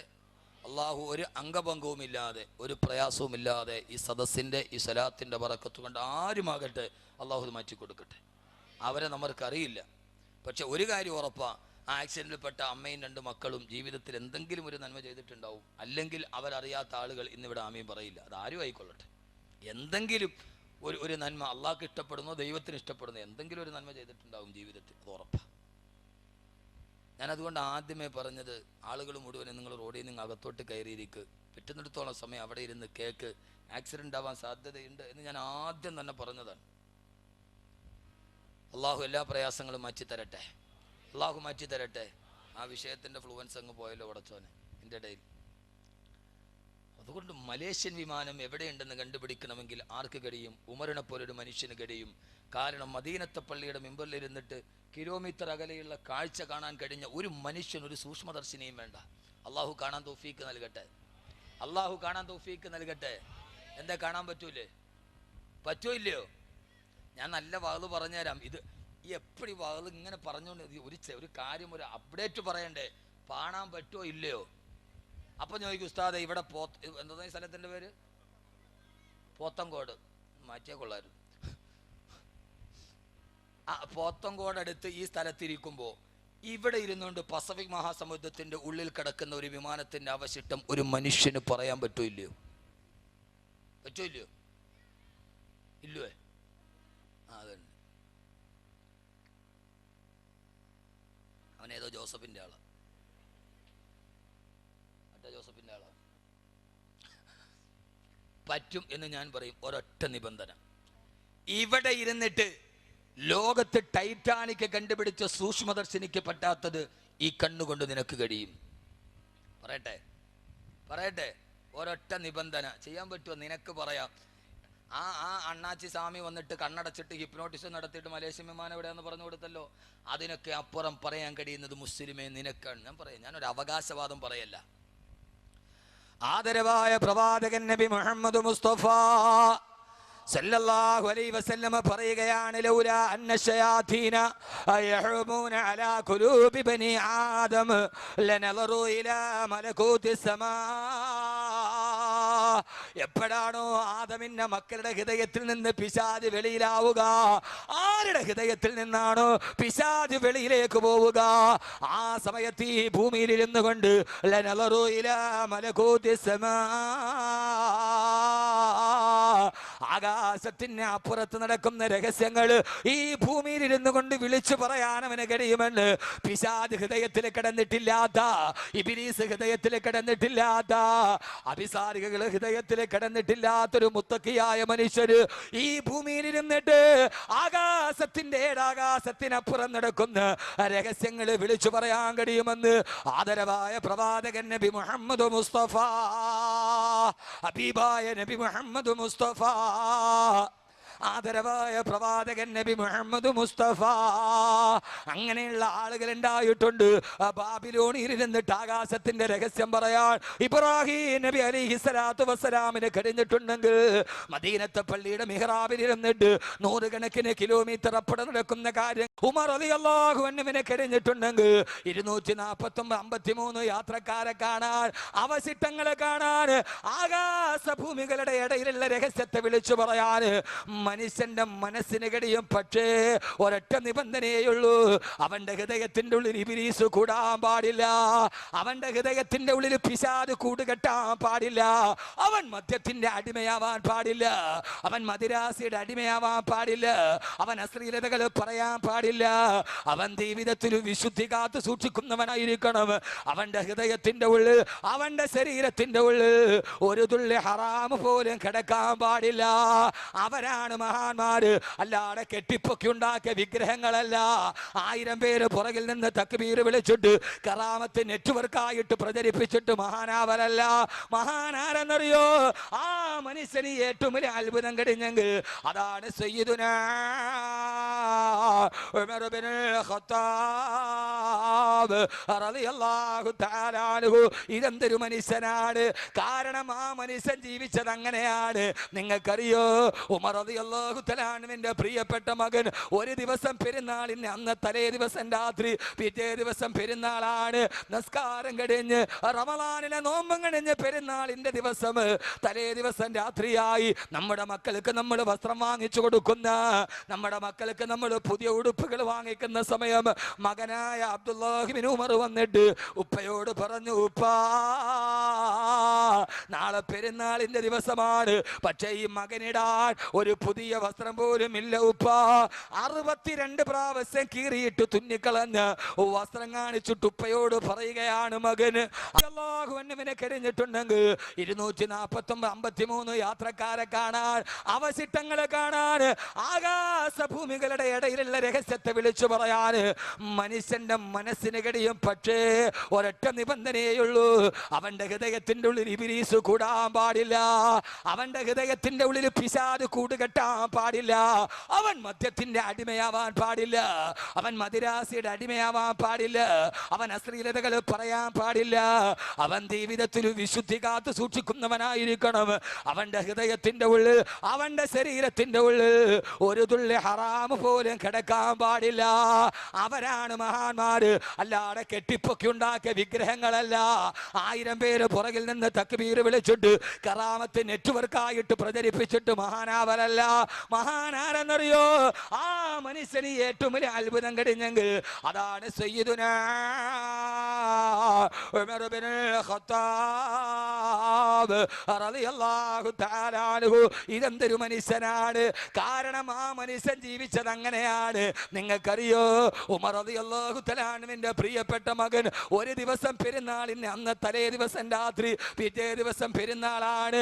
നമസ്കാരം കഴിഞ്ഞ് റമളാനിലെ നോമ്പും കഴിഞ്ഞ് പെരുന്നാളിന്റെ ദിവസം തലേ ദിവസം രാത്രിയായി. നമ്മുടെ മക്കൾക്ക് നമ്മൾ വസ്ത്രം വാങ്ങിച്ചു കൊടുക്കുന്ന, നമ്മുടെ മക്കൾക്ക് നമ്മൾ പുതിയ ഉടുപ്പുകൾ വാങ്ങിക്കുന്ന സമയം മകനായ അബ്ദുല്ലാഹി ഇബ്നു ഉമർ വന്നിട്ട് ഉപ്പയോട് പറഞ്ഞു, ഉപ്പാ നാളെ പെരുന്നാളിന്റെ ദിവസമാണ്, പക്ഷേ ഈ മകനിടാൻ ഒരു പുതിയ വസ്ത്രം പോലും ഇല്ല ഉപ്പാ. 62 പ്രാവശ്യം കീറിയിട്ട് തുന്നിക്കളഞ്ഞ് വസ്ത്രം കാണിച്ചിട്ട് ഉപ്പയോട് പറയുകയാണ് മകന്. ആ മകൻ പറഞ്ഞു, ഉപ്പാ നാളെ ഈ മകനിടാൻ പെരുന്നാളിന് ഉടുപ്പില്ല. പ്രിയപ്പെട്ട സഹോദരങ്ങളെ, ഈ മനുഷ്യനാരെന്നറിയോ? ആ സമയത്ത് സൈപ്രസ് മുതൽ മൊറോക്കോ വരെ ഈ മനുഷ്യന്റെ ഭരണത്തിന്റെ കീഴിലാ. അപ്പൊ ഉമർ റളിയല്ലാഹു തആല അൻഹു മൊറോക്കോ മുതൽ സൈപ്രസ് വരെ ഈ മനുഷ്യന്റെ കീഴിലാ. മകൻ വന്നിട്ട് തലേ ദിവസം രാത്രി വരെ, ഉപ്പ നാളെ പെരുന്നാളാണ്, ഉടുക്കാൻ വസ്ത്രമില്ല. ഇങ്ങനെ ജീവിച്ച മനുഷ്യനെ ഇതൊക്കെ പറയാൻ പറ്റുമോ? അഹമ്മദ് കബീറിന് പറയാൻ പറ്റണമെന്നില്ല. ഇങ്ങനെ ജീവിച്ച മനുഷ്യന് പറയാൻ പറ്റും. നിങ്ങളെന്താ നിങ്ങളങ്ങ് നിഷേധിക്കുക എന്ന് പറയാൻ പറ്റൂല എന്ന്. ചില ആളുകൾക്ക് തലയ്ക്ക് വട്ടുകൂടിയപ്പോൾ അവരതിനെ നിഷേധിച്ചു. ചില ആളുകൾക്ക് തലയ്ക്ക് ഭ്രാന്ത് കൂടിയപ്പോൾ അവരതിനെ പാടെ നിഷേധിച്ചു കളഞ്ഞു. ഇവിടെ ഇരുന്നിട്ട് പറയും, ആകാശത്തിന്റെ മുകളിലിരിക്കുന്ന കാര്യം മനുഷ്യൻ പറയും, മലക്കല്ല മനുഷ്യൻ പറയും. ഉറപ്പാ. അള്ളാഹു ബോധം തരട്ടെ. പക്ഷെ അവൻ ആരായിരിക്കണം? പിശാച് അവന്റെ ഹൃദയത്തിൽ ഉണ്ടാവാൻ പാടില്ല. അതാണ് ഈ മനുഷ്യൻ. ഉമർ റളിയല്ലാഹു തആല അൻഹു. ഉമർ റളിയല്ലാഹു തആല അൻഹു. എന്റെ പ്രിയപ്പെട്ട സഹോദരങ്ങളെ, ഉമർ റളിയല്ലാഹു തആല അൻഹു തന്റെ ഖജനാവ് സൂക്ഷിപ്പുകാരന് കത്തെഴുതുകയാണ്. എൻ്റെ മകൻ വരുന്നുണ്ട്, 4 ദീനാർ എൻ്റെ മകനൊന്ന് കടം കൊടുക്കണം. 1 മാസം കഴിഞ്ഞിട്ട് ഞാൻ എൻ്റെ ശമ്പളത്തിൽ നിന്ന് തിരിച്ചയച്ചു കൊള്ളാം. ആരാ എഴുതുന്നതാരാ? രാജാവ്, മുഖ്യമന്ത്രി, പഞ്ചായത്ത് പ്രസിഡന്റ് കത്തെഴുതുകയാ. എൻ്റെ മകനിന് 4 ദീനാർ കൊടുക്കണം. എൻ്റെ ഇപ്രാവശ്യത്തെ ശമ്പളത്തിൽ നിന്ന് ഞാനത് പൊതുമുതലിലേക്ക് തിരിച്ചടിച്ചു കൊള്ളാം. മകൻ പോയിട്ട് കത്ത് കൊടുത്തു. ഖജനാവിന്റെ സൂക്ഷിപ്പുകാരൻ വായിച്ചിട്ട് തിരിച്ച് കത്തെഴുതി. ഉമർ ഉമറേ റളിയല്ലാഹു തആല അൻഹു, നിങ്ങൾ പറഞ്ഞതുപോലെ 4 ദീനാർ നിങ്ങളുടെ മകന് കടം കൊടുക്കാൻ സാധ്യമല്ല. എന്താ കാര്യമെന്നറിയോ? ഒരാള് ജാമ്യമില്ലാതെ പൈസ കടം കൊടുക്കരുതെന്ന് നീ ഞങ്ങളോട് ഉത്തരവിട്ടിട്ടുണ്ട്. നീ പറഞ്ഞു വിട്ട ഈ കടത്തിന് ജാമ്യക്കാരനില്ല. രണ്ടാമത് നീ എഴുതിയരണ്ട 30 ദിവസം കഴിഞ്ഞിട്ട് ഇത് തിരിച്ചു കൊടുക്കാമെന്നല്ലേ. 30 ദിവസം വരെ ജീവിച്ചിരിക്കുമെന്ന് ഉമറേ നിനക്കെന്താണ് ഉറപ്പുള്ളത്? ഉമറേ നിനക്കെന്താണ് ഉറപ്പുള്ളത്? ആ കത്ത് തിരിച്ചയച്ചു ഖജനാവിന്റെ കാവൽക്കാരൻ. സഹോദരങ്ങളെ, ഇതെവിടെയാ പറയുക? തനിക്ക് വിളമ്പിയ ചമ്മന്തിയിൽ ഉപ്പ് കുറഞ്ഞതിന്റെ പേരിൽ കേരള ഹൗസിലെ പാചകക്കാരനെ പിരിച്ചുവിട്ട ആളുകൾ നാട് ഭരിച്ച നാട്ടിലാണ് ഞാൻ ഈ വർത്തമാനം പറയുന്നത്. ആ സമയത്ത് ചമ്മന്തിക്ക് ഉപ്പ് കുറഞ്ഞതിന്റെ പേരിൽ കുശിനിക്കാരനെ പിരിച്ചുവിട്ട ആളുകൾ കേരളം ഭരിച്ച നാട്ടിലാണ് ഞാൻ ഈ കഥ പറയുക. ആ കത്ത് കിട്ടിയ ഉടനെ പൊട്ടിക്കരഞ്ഞു പോയി സയ്യിദുനാ ഉമർ ഇബ്നുൽ ഖത്താബ് റളിയല്ലാഹു തആല അൻഹു. അല്ലാഹുവേ, ഇതേപോലെ ഉമറിന് തെറ്റ് പറ്റുമ്പോ തെറ്റ് തിരുത്താൻ പറ്റുന്ന കീഴുദ്യോഗസ്ഥര് എനിക്ക് നീ നൽകിയല്ലോ അല്ലാ എന്ന് പറഞ്ഞിട്ടെന്ന് പൊട്ടിക്കരഞ്ഞു സയ്യിദുനാ ഉമർ ഇബ്നുൽ ഖത്താബ് റളിയല്ലാഹു തആല അൻഹു. സയ്യിദിന ഉമർ ഇബ്നുൽ ഖത്താബ്.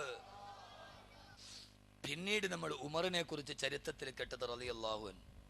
ഇന്നത്തെ പ്രസംഗത്തിന്റെ കണ്ടന്റ് ഇവിടെയാണ്. ഉമറിന് രാത്രിയിൽ ഉറക്കമില്ല. ഖലീഫയായിരുന്നപ്പോൾ രാത്രിയിൽ ഉറക്കമില്ലാതെ ഇങ്ങനെ നടന്നു. എന്തിനാ നടന്നേ? ആ രാത്രിയിൽ ഉറക്കമില്ലാതെ ഇങ്ങനെ ഉമർ റളിയല്ലാഹു തആല അൻഹു പാവങ്ങൾക്ക് ഭക്ഷണം കൊടുത്തും ഗർഭിണിയുടെ പ്രസവം എടുത്തും ഇങ്ങനെ ജീവകാരുണ്യ പ്രവർത്തനം ചെയ്ത് നടന്നു സയ്യിദുന ഉമർ ഇബ്നുൽ ഖത്താബ്. സയ്യിദുന ഉമർ ഇബ്നുൽ ഖത്താബ് റളിയല്ലാഹു തആല അൻഹു എന്തിനാ ചെയ്തത്? നിങ്ങൾക്കൊരു ഉമറിന്റെ ജോലി എന്താ? റളിയല്ലാഹു വല്ലാത്ത ജോലിയാ ചെയ്തത്, വല്ലാത്ത ജോലി. ഒരിക്കൽ ബഹുമാനപ്പെട്ട സയ്യിദുന അബൂ തൽഹ റളിയല്ലാഹു തആല അൻഹു നിസ്കാരം കഴിഞ്ഞ് വീട്ടിലോട്ട് പോവാ. പോകുന്ന സമയത്ത് രാത്രിയിൽ ഒരാൾ പാത്തും പതുങ്ങിയും മദീനയുടെ ഇടവഴിയിലൂടെ നടന്നു പോകും. ആളുടെ നടപ്പ് കണ്ടപ്പോഴേ അബൂ തൽഹയ്ക്ക് മനസ്സിലായി ഇയാൾ പോകുന്നത് അത്ര നല്ല കാര്യത്തിനല്ല. പാത്തും പതുങ്ങിയും ആരെങ്കിലും തന്നെ നോക്കുന്നുണ്ടോ എന്നൊക്കെ ഇടങ്ങും വലങ്ങും ഒക്കെ നോക്കി ഇയാളിങ്ങനെ പോവുക. അബൂ തൽഹ റളിയല്ലാഹു അൻഹു പുറകെ കൂടി ഇവനെ പിടിച്ചിട്ട് ഉമറാണ് നാട് ഭരിക്കുന്നത് റളിയല്ലാഹു അൻഹു. നാളെ ഉമറിന്റെ വീട്ടിൽ ഉമറിന്റെ കോടതിയിൽ ഇവനെ ഹാജരാക്കണം, നല്ല ശിക്ഷ ഇവന് കിട്ടും. ശ്രദ്ധിച്ച് കേൾക്കണം. ഇങ്ങോട്ട് നോക്ക്. അപ്പോ അങ്ങനെ പുറകെ നടക്കുക. ഉമർ നാട് ഭരിക്കുമ്പോഴും ഇമാതിരിയുള്ള ആളുകൾ അവന്റെ പോക്ക് കാണുമ്പോൾ അറിയാം. ഇങ്ങനെ നമ്മളിപ്പോൾ നിങ്ങളൊന്ന് ആലോചിച്ച് നോക്കി, നമ്മൾ ഇശാ നിസ്കാരമൊക്കെ കഴിഞ്ഞ് ഹദ്ദാദും കഴിഞ്ഞ്, അതിപ്പോൾ പറഞ്ഞ ആർക്ക് മനസ്സിലാവാൻ വേണ്ട, സെക്കൻഡ് ഷോ കഴിഞ്ഞിട്ട് ഇശായി ഹദ്ദാദും പറഞ്ഞ ആർക്കനെ ഹദ്ദാദ അതെന്തൊരു സാധനം ഒക്കെ നമുക്ക് വല്ലതും അറിയൂ? നമുക്ക് ഈ ജീവിതത്തിൽ ഒരു സാധനം ഇന്നവരെ നമുക്കറിഞ്ഞു. ഇശാ നിസ്കാരം കഴിഞ്ഞ ഹദ്ദാദ് എന്ന് പറഞ്ഞാൽ അറിയാവുന്ന ചെറുപ്പക്കാർ എത്ര പേരുണ്ട്? ഒരാൾ പോലും ഇല്ല. എൻ്റെ പ്രിയപ്പെട്ട സഹോദരങ്ങളെ, അതൊക്കെ പോയി നമ്മളൊക്കെ അതപ്പതിച്ച് അധപ്പതനത്തിൻ്റെ അധമഭാവ തലങ്ങളിലേക്ക് നമ്മൾ കുപ്പുകുത്തി. നമ്മൾ ചൊല്ലേണ്ടതൊന്നും ചൊല്ലൂല, പറയേണ്ടതൊന്നും പറയൂല. നമ്മളൊരുമാതിരി മിനുക്ക മുസൽമാനായി എന്ന് പറഞ്ഞാൽ കയ്യിൻ്റെ ഈ ഇട്ടിരിക്കണ ബട്ടൺ അഴിക്കാതെ ഒളിവെടുക്കാൻ വല്ല മസല ഉണ്ടെങ്കിൽ ഇപ്പോഴത്തെ ഒരാളുകൾ ഈ കൈ അഴിക്കാതെ കാലിൽ കിടക്കുന്ന ഷൂ അഴിക്കാതെ ഒളിവെടുക്കാൻ എന്തെങ്കിലും മസല ഏതെങ്കിലും ഒരാൾ പറഞ്ഞാൽ നമ്മൾ ആ പാട്ടിടങ്ങുമായി. നമുക്ക് തഖ്വ എന്ന് പറയുന്ന ഒരു സാധനം ഇസ്ലാമിൻ്റെ ശരീഅത്തിൻ്റെ നിയമത്തിലില്ല എന്ന് ചിന്തിച്ചതാണ് ഏറ്റവും വലിയ പ്രശ്നം. അള്ളാഹു നമ്മളെ കാക്കട്ടെ. നമ്മളൊക്കെ നല്ല ആളുകളാ. പൊന്നു മോനെ, നിസ്കാരത്തിൻ്റെ തഴമ്പിന് എന്താ കുറവല്ലോ ഉണ്ടോ? ഒരു കുറവുമില്ല. ആ വഅ്ലിന് കേൾക്കാൻ വരുന്നവരെല്ലാം മുത്തക്കീങ്ങളാ. ഞാൻ ഈ അടുത്ത സമയത്ത് കഴിഞ്ഞ ഫെബ്രുവരി 8-ാം തീയതി മലപ്പുറം ജില്ലയിലെ കൊപ്പത്ത് സംസാരിച്ചു. ക്യാൻസർ ഖുർആനിലൂടെ മോചനം എന്ന വിഷയം. ലോകാവസാനത്തിന് ശേഷം എല്ലാവരും വളരെ ശ്രദ്ധയോടെ കേട്ട 80,000-ത്തിലധികം ആളുകൾ ആ സദസ്സിൽ, അതിൽ 300 ക്യാൻസർ രോഗികളുണ്ട് ആ സദസ്സിൽ. ക്യാൻസർ ഖുർആനിലൂടെ മോചന കാസറ്റ് ഉടനെ തന്നെ വെളിയിലിറങ്ങും. അപ്പോൾ അത് കേട്ട ആളുകളുടെ ആവശ്യപ്രകാരം അത് ഒന്നുകൂടി വിപുലീകരിച്ച് കുറച്ചുകൂടി പഠിച്ച് ഈ 3-ാം തീയതി മലപ്പുറം ജില്ലയിലെ അരീക്കോട പ്രസംഗം ഒന്നുകൂടി നടത്തുക, റിവൈൻഡ് ചെയ്യുക, എല്ലാവരും ആഗ്രഹപ്രകാരം. അപ്പോൾ ആ സദസ്സിൽ ക്യാൻസറിനെ കുറിച്ച് പറഞ്ഞ ആളുകളൊക്കെ കരഞ്ഞ് വലിയൊരവസ്ഥയിലിരിക്കുക. ആ സമയത്ത് ദുആയ്ക്ക് വേണ്ടി ചോദിച്ചപ്പോൾ ഒരു സഹോദരി എൻ്റെ കയ്യിലൊരു പേപ്പർ എഴുതി തന്നു. ഇത് നടന്ന സംഭവമാണ്, മുബാലകത്തല്ല, നടന്ന സംഭവം എഴുതി തന്നു. അതിനകത്ത് ആവശ്യം എന്താണെന്നറിയാവോ? ഉസ്താദ് കാര്യമായിട്ട് ദുആ ചെയ്യണം. എന്താണെന്നറിയോ? എൻ്റെ ഭർത്താവിന് ഒരേ സമയത്ത് 4 സ്ത്രീകളുമായിട്ട് അവിഹിത ബന്ധമുണ്ട്. അതൊന്ന് മാറാൻ വേണ്ടി ഉസ്താദ് ദുആ ചെയ്യണം. കുഴപ്പമില്ല. പക്ഷെ അതിൻ്റെ താഴെ എഴുതിയിരിക്കുക, ഈ സദസ്സിൽ തന്നെ ഉസ്താദ് മറക്കാതെ ദുആ ചെയ്യണം. കാരണം ആ 4 പെണ്ണുങ്ങളും ഉസ്താദിൻ്റെ വാത് വെക്കാൻ ഫ്രണ്ടി വന്നിരിപ്പുണ്ട്. എൻ്റെ ഭർത്താവും കിണിച്ചുകൊണ്ട് മുമ്പിൽ ഇരിപ്പുണ്ട്. ഇതൊരു മുബാലകത്തിനല്ല, ആ കാസറ്റിൽ നിങ്ങൾക്ക് കാണാം. അവരെഴുതി തന്നതാ, ഈ 4 പെണ്ണുങ്ങളും ഉസ്താദിൻ്റെ വാത് വെക്കാൻ ഫ്രണ്ട് ഇരിപ്പുണ്ട്. ഈ പറയണ മുത്തക്കിയായ ഭർത്താവ്. അപ്പോൾ വാളുണ്ട്, ഉണ്ട്. നിസ്കാരത്തിനുണ്ടോ? ഉണ്ട്. 27-ാം രാവിനുണ്ടോ? ഉണ്ട്. പക്ഷേ യഥാർത്ഥ ദീൻ എന്താ നമ്മൾ അറിഞ്ഞിട്ടുണ്ടോ? ഇല്ലതാണ്. പ്രിയ സഹോദരങ്ങളെ, അബൂ തൽഹ റളിയല്ലാഹു തആല അൻഹു ഇയാളുടെ പുറകെ നടന്നു. അവസാനം നടന്ന് ഇയാളൊരു കുടിലിൻ്റെ മുമ്പിലെത്തി. ആ കുടിലിലെ അരണ്ട വെളിച്ചത്തിൽ അബൂ തൽഹ ആ മനുഷ്യനെ കണ്ടു. മറ്റാരുമല്ല, സയ്യിദന ഉമർ. ഉറക്കമില്ല. ഇതെന്തിനാണെന്നാണ് ഞാൻ പറയേണ്ടത്.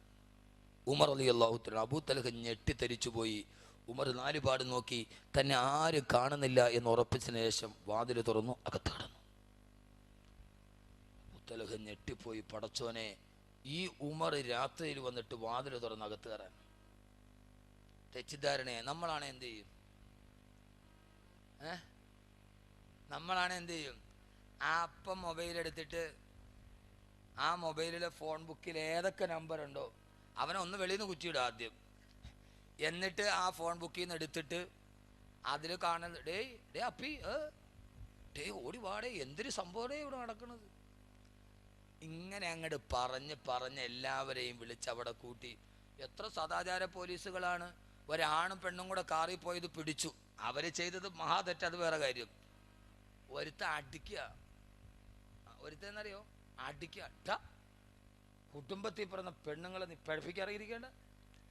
അവൻ അവിടുത്തെ 40 എണ്ണമായിട്ട് അതേ സമയത്ത് ഓൺലൈൻ ബിസിനസ് ഉണ്ട് അവന്. ഒരു കാര്യം വരുമ്പോൾ നമ്മളൊക്കെ ചാടി സടകുടഞ്ഞു നിൽക്കും. നമ്മളാരാന്ന് ചിന്തിക്കാൻ. എന്തൊരു മറ്റൊരുത്തനെ അടിക്കാൻ എന്തൊരു ആവേശം നമുക്ക്. അബൂ തൽഹ റളിയല്ലാഹു തആല ഒന്നും ചെയ്തില്ല. ഈത്തപ്പനമരത്തിന്റെ ഒരു കുറ്റിയെടുത്തതിന്റെ മുമ്പിൽ അടയാളം വെച്ച് അബൂ തൽഹ റളിയല്ലാഹു തആല തിരിച്ചു വന്നു. കിടന്നു, ഉറക്കം വരുന്നില്ല. ഉമർ ഇന്നലെ കണ്ട ആ അവസ്ഥ ഒരു വല്ലാത്ത അവസ്ഥയാണ്. എന്താണ് അതിൻ്റെ സത്യാവസ്ഥ അറിയണം. അള്ളാഹു തൗഫീക്ക് നൽകട്ടെ. ഒരു മുസ്ലിമിൻ്റെ ഏറ്റവും പ്രധാനപ്പെട്ട ഒരു ബാധ്യതയാണ് യാ അയ്യുഹല്ലദീന ആമനു ഇൻ ജാഅക്കും ഫാസിഖും ബിനബഇൻ ഫതബയ്യനു. ഒരു തെമ്മാടി വന്നിട്ട് നിങ്ങളോട് എന്തെങ്കിലും കാര്യം പറഞ്ഞാൽ അത് അണ്ണാക്ക് തൊടാതെ വിഴുങ്ങരുത്. ഫതബയ്യനു, അതിനെക്കുറിച്ച് നിങ്ങൾ നന്നായിട്ട് അന്വേഷിക്കണം. ഒരു പച്ച തെമ്മാടി വന്നിട്ട് നിങ്ങളോടൊരു കാര്യം പറഞ്ഞു, അത് നിങ്ങൾ അണ്ണാക്ക് തൊടാതെ വിടാൻ പാടില്ല. ഖുർആൻ നിങ്ങൾ അതിനെക്കുറിച്ച് എന്ത് ചെയ്യണം? ഫതബയ്യനു, അതിനെക്കുറിച്ച് അന്വേഷിക്കണം. എന്തിന്? അൻ തുസീബു ഖൗമൻ ബിജഹാല, വിവരമില്ലാത്തവന്മാർ പറയുന്നതിൽ വിവരമുള്ള നീയും പോയി പെടാൻ പാടില്ല. ഏതോ ഒരു പച്ച തെമ്മാടി വന്നിട്ട് പറഞ്ഞു അഹമ്മദ് കബീർ വാക്കവി 2ാമത് പെണ്ണ് കെട്ടി. അതങ്ങോട്ട് തൊള്ള തൊടാതെ വിടങ്ങാൻ പാടില്ല. ഒരു സമയത്ത് എന്തൊരു കോളിളൊക്കെ വരുന്നു. പടച്ച തമ്പുരാനെ, വാക്കവി 2ാം, എനിക്ക് ഉള്ള ഒന്നിനെ നോക്കാൻ തന്നെ സമയമില്ല. ഇന്ന് രാവിലെ 5 മണിക്കാണ് വാത് കഴിഞ്ഞ് വന്നത്. ഇന്നിപ്പോൾ വാത് പോയി കിടന്നു. നാളെ രാവിലെ വീണ്ടും തിരിച്ച്. ഉള്ള ഒന്നിനെ കൊണ്ട് നടക്കാൻ പാടില്ല, 2എണ്ണം കെട്ടി. ശരി, ആയിക്കോട്ടെ. അപ്പോൾ കെട്ടിയവൻ രക്ഷപ്പെടുകയും ചെയ്തു. ഈ തലസ്ഥാന നഗരിയിൽ എവിടെ ഏതോ ഒരു വലിയ മിശിഹ പെണ്ണ് കെട്ടി 2ാമത്. ആ സമയത്ത് ഒരു കാര്യം ആവർത്തിച്ച് ഞാൻ പറയും, ഏത് വലിയ കൊലകൊമ്പനാണെങ്കിലും ആദരിച്ചില്ലെങ്കിൽ അള്ളാഹു മറ്റൊരുത്തൻ്റെ മുമ്പിൽ അവനെ അള്ളാഹു ഫളീഹത്താക്കി കളയും. ഇമാം ഷാഫി റളിയല്ലാഹു തആല അൻഹുവിനെതിരെ, ഷാഫി റളിയല്ലാഹു തആല അൻഹുവിനെ കുറിച്ച് ചീത്ത പറഞ്ഞിട്ട് 3 ഖുത്ബയുടെ പ്രസംഗം നടത്തിയ മിശിഹാമാരെ നമുക്കറിയാം. അവരെ ഫളീഹത്തായി പോയി ലോകത്ത്. അള്ളാഹു നമ്മളെ കാക്കട്ടെ. നമ്മളെക്കാൾ അറിവുള്ളവർ, ഇമാമിയങ്ങൾ, ഉസ്താദന്മാർ ആദരിക്കുക എന്നത് നമ്മുടെ ജീവിതത്തിൻ്റെ ഭാഗമാണ്. അതുകൊണ്ട് ഒരാൾ വന്ന് എന്തെങ്കിലും പറഞ്ഞാൽ, പ്രത്യേകിച്ച് പെണ്ണുങ്ങൾ ആരെങ്കിലും എന്തെങ്കിലും പറഞ്ഞാൽ അതേപടി വിഴുങ്ങാൻ മറ്റൊരാളോട് പറയുക പാടില്ലെന്ന് വിശുദ്ധ ഖുർആൻ. അബൂ തൽഹ റളിയല്ലാഹു തആല അൻഹു രാവിലെ സുബഹിന്റെ ബാങ്ക് വിളിച്ചു. അബൂ തൽഹ റളിയല്ലാഹു തആല അൻഹു പള്ളിയിലേക്ക് പോകുമ്പോ അവിടെ ഇമാമത്ത് നിർവഹിക്കുന്നുണ്ട് സയ്യിദുനാ ഉമർ റളിയല്ലാഹു തആല അൻഹു. ഇതാ ഇന്നലെ പാതിരാത്രിയിൽ ഒരു കുടിലിന്റെ അകത്ത് വെച്ച് കണ്ട ഉമർ ഇതാ സുബഹിക്ക് പള്ളിയുടെ മിഹ്റാബിന്റെ കീഴിൽ ഇമാമത്ത് നിർവഹിക്കുകയാ. നമസ്കാരം നിർവഹിച്ച് സലാം വീട്ടിയിട്ട് വല്ലവിധേന ഈ സലാം വീട്ടി മനസ്സിനെ സമാധാനം വരാട് അബൂ തൽഹ റളിയല്ലാഹു തആല നേരം പരപരാവെടുത്തു ഓടുകയാണ് ആ പഴയ കുടിലിന്റെ മുമ്പിലേക്ക്. അവിടെ ഈത്തപ്പനമരത്തിന്റെ കുച്ചി അടയാളം വെച്ചിട്ടുണ്ട്. ആ കുടിലിന്റെ മുമ്പിലെത്തിയപ്പോ പോയിട്ട് വാതിലിൽ തട്ടി. ഉടനെ അകത്ത് നിന്നൊരു സ്ത്രീയുടെ ശബ്ദം കേൾക്കുന്നുണ്ട്. ആരാണ് വാതിൽ തട്ടുന്നത്? അകത്തേക്ക് കടന്നു വരിക. അബൂ തൽഹ റളിയല്ലാഹു തആല ഞെട്ടിപ്പോയി. അല്ലാഹുവേ, ഇന്നലെ രാത്രിയിൽ ഒരു പെണ്ണ് താമസിക്കുന്ന കുടിലാണോ ആരും കാണാതെ ഉമർ വന്നിട്ട് തിരിച്ചു പോയത്? ആ പെണ്ണിന്റെ മുഖമറിയാൻ കരിങ്കല്ലിനോട് ഏറ്റുമുട്ടിയാൽ പോലും തകരാത്ത ഹൃദയത്തിന്റെ ഉടമയായ ഉമറിന്റെ ഹൃദയത്തെ കീഴടക്കിയ ആ പെണ്ണാരെന്നറിയാ. അബൂ തൽഹ റളിയല്ലാഹു തആല കുടിലിന്റെ വാതിൽ തുറന്നു നോക്കുമ്പോ ആ സമയത്ത് കാണുന്ന കാഴ്ചയേടെന്നറിയോ? പനനാര് കൊണ്ടുവരിഞ്ഞു കോർത്തൊരു കട്ടിലിൽ പഴമുണ്ട് മൂടിയ കിഴവി രോഗമിലുണ്ടതിൽ നിങ്ങൾക്ക് സേവനം ചെയ്യുവാനാരുണ്ട്? അതിനുത്തരം എനിക്കെന്റെ സിട്ടാവുണ്ട്. ആ പടംതുണിക്കട്ടില് പനനാര് കൊണ്ട് വരിഞ്ഞുണ്ടാക്കിയൊരു പടംതുണി പോലെ ആ ചെറിയ ഈത്തപ്പനമരത്തിന്റെ കുടിലില് കണ്ണ് കാണാൻ കഴിയാത്തൊരു വൃദ്ധ കിടക്കുകയാ. അവരുടെ കണ്ണിന് കാഴ്ചയില്ല. പടം തുണി കെട്ടുപോലെ എല്ലും തോലും തിരിഞ്ഞ ദാരിദ്ര്യത്തിന്റെ ഉടമയായ ഒരു വൃദ്ധ കിടക്കുന്നത് കാണുമ്പോ അബൂ തൽഹ റളിയല്ലാഹു തആല ഞെട്ടിപ്പോയി ചോദിച്ചു, നിങ്ങൾക്ക് സേവനം ചെയ്യുവാനാരുണ്ട്? ഈ മരുഭൂമിയുടെ മറുഭാഗത്ത് എഴുന്നേക്കാൻ കഴിയാതെ പടം തുണിക്കെട്ടുപോലെ മരണത്തോട് മല്ലടിച്ച് കിടക്കുന്ന നിങ്ങളെ സംരക്ഷിക്കാനും ഭക്ഷണം തരാനും ആരാ ഉള്ളത്? ചെറുപ്പക്കാരെ, സിറാജുൽ ഹുദാ യൂത്ത് ഫെഡറേഷന്റെ പ്രിയപ്പെട്ട പ്രവർത്തകരോട്, ഇവിടെ കരുതി കൂടി നിൽക്കുന്നവരോട് ഉമർ രാത്രി ഇതൊക്കെ ചെയ്തത് എന്തിനാണ് നിങ്ങൾ അറിയണം. സഹോദരങ്ങളെ, ആ പ്രിയപ്പെട്ട വൃദ്ധ പറഞ്ഞത് എന്തെന്നറിയോ? രോഗത്തിലായി കിടപ്പായ നാൾ മുതൽ ഇന്നും വരും രാത്രിയിൽ ആരോ ഒരാളടുത്തെന്നും. രോഗത്തിലായി കിടപ്പായ നാൾ മുതൽ ഇന്നും വരും രാത്രിയിൽ ആരോ ഒരാളടുത്തെന്നും. കാട്ടിച്ച ചട്ടിയെടുത്തവർ നീക്കുന്നതാ, ശുദ്ധീകരിച്ചത് പിന്നെയും വെക്കുന്നതാ. ഞാൻ രോഗം ബാധിച്ചിട്ട് ഇവിടെ കിടക്കുന്ന അന്നത്തെ രാത്രി മുതൽ ഇന്നലെ രാത്രി വരെ മുടങ്ങാട് പതിരാ സമയമാകുമ്പോൾ ഒരാൾ എൻ്റെ കുടിലേക്ക് വരും. വന്ന ഉടനെ മലമൂത്ര വിസർജനം ചെയ്യുന്ന ഒരു മൺചട്ടിയുണ്ട്. ആ ചട്ടിയെടുത്ത് വെളിയിൽ കൊണ്ടുപോയി തൻ്റെ കൈകൾ കൊണ്ട് ആ മലവും മൂത്രവുമെല്ലാം കഴുകി വൃത്തിയാക്കും. എന്നിട്ടോ മടിശീല തുറന്നിട്ട് അതിൽ നിന്ന് കാരക്കയെടുത്ത് ആ കാരക്ക വിരൽ കൊണ്ടും മെല്ലെ ഞെരടി മൃദുവാക്കി എൻ്റെ വായിലേക്ക് വെച്ച് തരും. ആരാ കൊടുക്കുന്നതാരാ? പതിരാ സമയത്ത് മരുഭൂമിയുടെ മറുഭാഗത്ത് കിടക്കുന്ന വൃദ്ധയുടെ മലമൂത്ര വിസർജനം തൻ്റെ കൈകൾ കൊണ്ട് മടത്തി വിധിയാക്കി. ഏത് കൈകൾ കൊണ്ടാണ്? ആ കൈ കൊണ്ടാണ് അരയിൽ കിടക്കുന്ന വാളിനെ മൂർച്ചേറിയാൻ ആദ്യം കണ്ടവന്റെ കൈത്തണ്ട വെട്ടി മുറിച്ചത്. ആ കൈ കൊണ്ട് ഈ വൃദ്ധയുടെ മലമൂത്ര വിസർജനം തുടച്ചു മാറ്റി ആ കാരൊക്കെ എടുത്ത് വായിലേക്ക് വെച്ച് തരും. എന്നിട്ടോ ഇവിടെയാണ് നിങ്ങൾ കേൾക്കേണ്ടത്. എന്നിട്ടോ സന്തോഷമുള്ള കലാമുകൾ പറയുന്നതാ, സന്താപമൊക്കെയും നീങ്ങുവാൻ ഉതകുന്നതാ. സന്തോഷമുള്ള കരാമുകൾ പറയുന്നതാ, സന്താപമൊക്കെയും നീങ്ങുവാൻ ഉതകുന്നതാ. എന്റെ അടുത്ത് വന്നെന്റെ കട്ടിലിന്റെ ചാരത്ത് വന്നിട്ട് ആ മനുഷ്യൻ ചില ചെറിയ തമാശ പറഞ്ഞിട്ട് എന്നെ പൊട്ടിച്ചിരിപ്പിക്കും. സഹോദരാ സഹോദരാ, പരിവർത്തനത്തിന്റെ മാതൃക. പാതിരാ സമയത്ത് ഈ വൃദ്ധയെ തമാശ പറഞ്ഞ് പൊട്ടിച്ചിരിപ്പിക്കുന്നതാരെന്നറിയോ?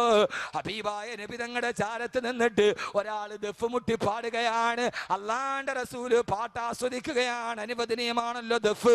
ആ ദഫ് സംഗീതമില്ലാത്ത ദഫ്, താളങ്ങളില്ലാത്ത ദഫ് ആസ്വദിച്ചു കൊണ്ടിരിക്കവേ പെട്ടെന്ന് അല്ലാഹുവിന്റെ റസൂലിന്റെ മുമ്പിലേക്ക് ഒരാൾ കടന്നു വന്നു. ഹബീബായ നബി തങ്ങൾ പറഞ്ഞു, പാട്ടുകാരാ പാട്ട് നിർത്ത്, ദഫ് എടുത്ത് ഒളിപ്പിച്ചു വെക്ക്, ഇനി പാടല്ലേ ഇനി പാടല്ലേ ഇനി പാടല്ലേ. പാട്ടുകാരാ ദഫ് ഒളിപ്പിച്ചു വെക്ക്, ഇനി പാട്ട് നിർത്ത് പാട്ടുകാരാ. അയാള് പേടിച്ചു പറച്ച് ദഫ് എടുത്തോട്ട് ഒളിപ്പിച്ചു വെച്ചു. അയാള് പാട്ട് പാതിവടിയിൽ നിർത്തി. ആ വന്ന മനുഷ്യൻ കുറെ നേരം വർത്തമാനം പറഞ്ഞ് ഹബീബായ നബിയുടെ ചാരത്ത് നിന്ന് ഇറങ്ങി പോകവേ ആ പാട്ടുകാരൻ ചോദിച്ചു, യാ റസൂലല്ലാഹ്, ഹബീബായ നബിയെ പാട്ട് കേട്ടുകൊണ്ടിരിക്കുമ്പോ ഒരാള് കിടന്നു വന്നപ്പോ പേടിച്ചു വിറച്ചതുപോലെ അങ്ങ് പാട്ട് നിർത്താൻ പറഞ്ഞത് എന്തിനാ? അയാള് പോയപ്പോ നബി തങ്ങള് പറഞ്ഞു, പാട്ടുകാരാ ഇനി പാടിക്കോ, ഇനി ദഫടിച്ചു പാടിക്കോ, ഞാനെന്ന് കേക്കട്ടെ പാട്ടുകാരാ. അതെന്താണ് നബി അങ്ങനെ പറഞ്ഞത്? അയാളെ കണ്ടപ്പോ നിർത്തി, അയാൾ പോയപ്പോ പാടാൻ പറഞ്ഞു. ആ സമയത്തല്ലാന്റെ റസൂൽ നബി മുഹമ്മദ് മുസ്തഫ സല്ലല്ലാഹു അലൈഹി വസല്ലം പറയുകയാണ്, ഏ പ്രിയപ്പെട്ട പാട്ടുകാരാ, ആ വന്നതാരെന്നറിയോ? വഹാദാ ഉമറു വഹാദാ ഉമറു, ആ വന്നത് ഉമറാണ്, അത് വന്നത് ഉമറാണ്. വഹുവലാ യുഹിബ്ബുൽ ബാതിലാ, വഹുവലാ യുഹിബ്ബുൽ ബാതിലാ. ഇങ്ങനെയുള്ള പാട്ടൊന്നും ഉമർ കേൾക്കാറില്ല. അതൊന്നും ഉമറിന് ഇഷ്ടമല്ല റളിയല്ലാഹു അൻഹു. എന്റെ പ്രിയപ്പെട്ട സഹോദരങ്ങളെ, ഒരു തമാശക്ക് പോലും അനുവദനീയമായ ദഫിന്റെ പാട്ട് കേൾക്കാത്ത ആ മനുഷ്യനാണ് പാതിരാ സമയത്തൊരു വൃദ്ധയുടെ അടുക്കൽ ചെന്നിട്ട് തമാശ പറഞ്ഞ് ചിരിപ്പിക്കുന്നത്. എന്തിനെന്നറിയോ? ഇതെന്റെ ആഖിറമാണ്, ഇതെന്റെ പരലോകമാണ്, ഇതെന്റെ ഖബറിന് വേണ്ടിയുള്ളതാണ്. എന്റെ പ്രിയപ്പെട്ട സിറാജുൽ ഹുദയുടെ പ്രവർത്തകരോട് കഴിഞ്ഞ ഒരു മാസം വെമ്പായത്ത് വന്ന് ഞാൻ വേള പറഞ്ഞു, അവിടെ എത്ര പെൺകുട്ടികളെയാണ് ആ നാട്ടിലെ ചെറുപ്പക്കാര് കല്യാണം കഴിച്ചു വിട്ടത്. ഇതെന്തിനാന്നറിയോ? അത് ഫ്ലെക്സിൽ ഫോട്ടോ വെക്കാനല്ല, അത് പടച്ചറപ്പിന്നെ ആഗ്രഹിച്ചിട്ട് ചെയ്തതാണ്. എന്റെ പ്രിയപ്പെട്ട സഹോദരങ്ങളെ, എന്റെ പ്രിയപ്പെട്ട സഹോദരങ്ങളെ, തമാശക്ക് പോലും ഒരു ദഫിന്റെ പാട്ട് കേൾക്കാത്ത മനുഷ്യനാണ്. ആ മനുഷ്യൻ കളിതമാശ കണ്ടിട്ടില്ല. ഹബീബായ നബി തങ്ങളോട് എങ്ങനെ പറയാനാണ്? സമയത്തിൽ ഒതുങ്ങില്ല. ഞാൻ പറഞ്ഞില്ല, ഒരു പ്രഭാഷകൻ ഒതുങ്ങാത്ത വിസ്മയമേ ഉമർ, പൂരണമില്ലാത്ത സമസ്യേ ഉമർ, പറഞ്ഞാല് പറഞ്ഞാല് തീരാത്ത വർത്തമാനത്തിന്റെ കഥാപാത്രമേ ഉമർ റളിയല്ലാഹു തആല അൻഹു. ഹബീബായ നബി തങ്ങളുടെ കാലഘട്ടത്തിൽ എത്തോപ്യയിൽ നിന്ന് അഭ്യസ്ത സംഘം വന്ന് കളരിപ്പയറ്റിന് ആയിഷ ബീവി പറഞ്ഞ്, എനിക്ക് കാണണം നബിയെ. കൊണ്ടുപോയി കാണാൻ വാതിൽപ്പടിയിലേക്ക് തന്റെ റിസാലത്തിന്റെ കൈയെടുത്തു വെച്ചിട്ട് ആയിഷ ബീവി താടയെടുത്തിട്ട് നബി തങ്ങളുടെ കൈ തണ്ടയിൽ വെച്ചു. എന്നിട്ട് കളരിപ്പയറ്റ് കണ്ടുകൊണ്ടിരിക്കുകയാ. കുറെ നേരം കണ്ടു കഴിഞ്ഞപ്പോ അള്ളാന്റെ റസൂല് പറഞ്ഞു, പോകാം ആയിഷ. കണ്ടു തീർന്നില്ല നബിയെ. വീണ്ടും നബി തങ്ങളെ കൈത്തണ്ട വെച്ചു കൊടുത്തു. കളരിപ്പയറ്റ് സഹാബത്തും കൂട്ടം കൂടി നിന്ന് കാണുന്നുണ്ട്. ആയിഷ, ഇനി പോകാം ആയിഷ. ഇല്ല നബിയെ, കണ്ടു തീർന്ന് കൊതി തീർന്നില്ല നബിയെ. അള്ളാന്റെ റസൂലിന് പോകാൻ ഇഷ്ടമാണ്. പക്ഷെ ആയിഷ ബീവിയുടെ ഇഷ്ടത്തിന് വേണ്ടി നിന്ന് കൊടുക്കുകയാ. പല പ്രാവശ്യം വിളിച്ചിട്ടും ആയിഷ ബീവി കൊച്ചു കുഞ്ഞുങ്ങളെ പോലെ ഒരൽപ്പം കൂടി എന്ന് പറഞ്ഞു നിൽക്കുകയാ. പെട്ടെന്ന് സഹാബത്ത് ചിതറിത്തെറിച്ചോടാൻ തുടങ്ങി. കളരിപ്പയറ്റ് കണ്ടുകൊണ്ട് നിന്ന് സഹാബത്ത് ചിതറിത്തെറിച്ചോടുകയാ. ഉത്സവപ്പറമ്പിൽ ആന വരളുമ്പോ ആളുകൾ ഓടുന്നത് പോലെ ഏടോ പേടിച്ച് വിറച്ചിട്ട് സഹാബത്ത് ചിതറിയോടുകയാണ്. ആയിഷ ബീവി പറഞ്ഞു, നമുക്കും പോകാൻ നബിയെ, എന്തോ അത്യാപത്ത് സംഭവിച്ചു നബിയെ. അള്ളാന്റെ റസൂല് ചിരിച്ചിട്ട് പറഞ്ഞ, ആയിഷ, സഹാബത്ത് വരണ്ടോടിയത് എന്തിനെന്നറിയോ? അറിയില്ല നബിയെ. അവര് കളരിപ്പയറ്റ് കണ്ടുകൊണ്ട് നിന്നപ്പോ അവിടെ ഉമർ കടന്നു വന്നു റളിയല്ലാഹു അൻഹു. ഉമറിനിതൊന്നും ഇഷ്ടമല്ല, ഉമറിനിതൊന്നും ഇഷ്ടമല്ല, ഉമറിനിതൊന്നും ഇഷ്ടമല്ല. ഉമറിനെ പേടിച്ചിട്ട് സഹാബത്ത് വരണ്ടോടിയതാണെന്ന് കണ്ടാലും, മുസ്ലിമായിട്ട് പോലും ഒന്ന് കണ്ടാല് പേടിച്ചു വിറച്ചോടിയ ഒരു തമാശക്ക് വാക്ക് പോലും നബിതങ്ങളെ കണ്ട കളരിപ്പയച്ചു പോലും കാണാതിരുന്ന ആ മനുഷ്യനാണ് പാതിരാത്രിയുടെ നിശബ്ദതയിൽ എല്ലാവരും ഉറങ്ങിക്കിടക്കുമ്പോ ഈ വൃദ്ധയോട് തമാശ പറഞ്ഞ് ചിരിപ്പിക്കുന്നത്. കാരണം എന്താ? ഇവിടെയാണ് ഹസ്രത്ത് ഉമർ മാനസാന്തരത്തിന്റെ മാതൃക. കാരണം എന്തെന്നറിയോ? പാതിരാത്രിയിൽ തന്നെ നാട്ടിലേക്ക് അഭയാർത്ഥികൾ വരുമ്പോ അവരുടെ കൂടാരത്തിന് പോയി കാവല് നിൽക്കും. അവരോട് പറയും, നിങ്ങൾ കിടന്നുറങ്ങിക്കോ, ഞാൻ ഇതിന് കാവല് നിന്നോളാം.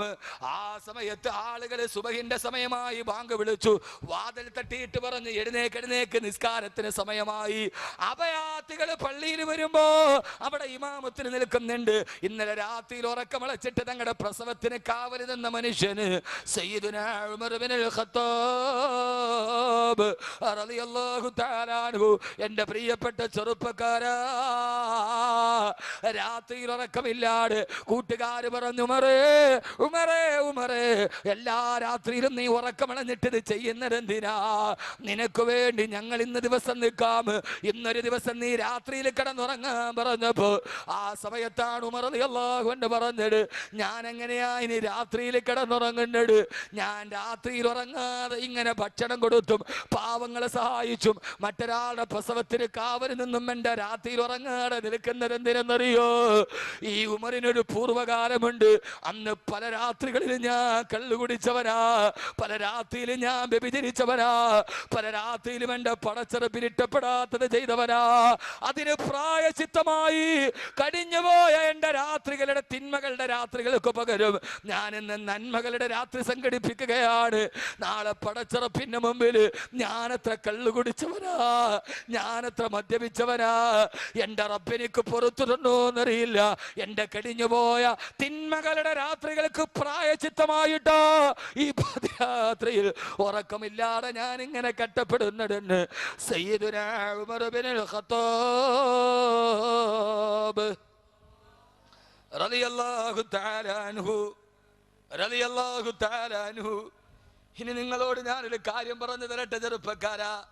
ഉക്കാള ചന്തയിൽ പേഴ്സിൽ നിന്നും മല്ലന്മാര് വരുമ്പോ മരത്തിൽ കിടത്തിയിട്ടവന്റെ നെഞ്ചിലേക്ക് കാലെടുത്ത് ചവിട്ടിയിട്ട്, ആരുണ്ടടാ ഖത്താബിന്റെ മകൻ ഉമറിനെ തോൽപ്പിക്കാനെന്ന് നെഞ്ചത്തടിച്ചിട്ട് ചോദിച്ച വീരശൂര പരാക്രമിയായ ഈ മനുഷ്യൻ മരിച്ചിട്ട് മയ്യത്ത് കുളിപ്പിക്കുമ്പോ ആ മനുഷ്യന്റെ വലത്തെ തോളിലൊരു അടയാളം ഉണ്ടായിരുന്നു. ഉമർ റളിയല്ലാഹു അൻഹുവിനെ മയ്യത്ത് കുളിപ്പിച്ചവർ വലത്തെ തോളിലൊരു അടയാളം കണ്ടു. എന്താ അടയാളം എന്നറിയോ? പാതിരാ സമയത്ത് പാവങ്ങൾക്ക് കഴിക്കാനുള്ള ഭക്ഷണവും തോളിൽ ചുമന്നു കൊണ്ടുപോയിട്ട് ആ തോളിലൊരു അടയാളം വീടിരുന്നു. സയ്യിദുനാ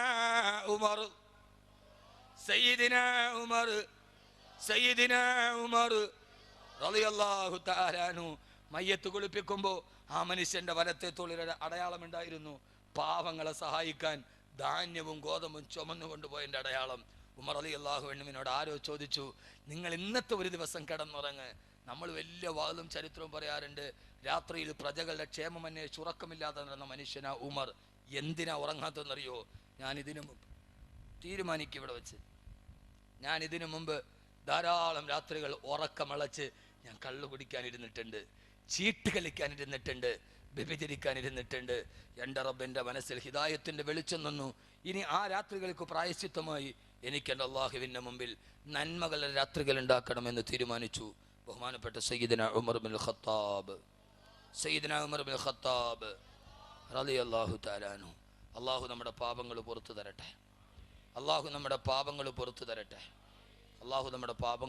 തരട്ടെ. ഒന്നുകൂടി ഇൻഷാ അല്ലാഹ് അവസാനം 10 സലാത്ത് ചൊല്ലി നമുക്ക് പിരിയാം. പാപങ്ങൾ പൊറുക്കപ്പെടണമെന്ന് നിങ്ങൾക്ക് ആഗ്രഹമുണ്ടോ? പാപം ചെയ്യാത്ത ആരെങ്കിലും കൂട്ടത്തിലുണ്ടോ? ഇല്ല, ഒരാളും ഇല്ല. പാപം ചെയ്യാത്തവരാരും ഉണ്ടാവില്ല.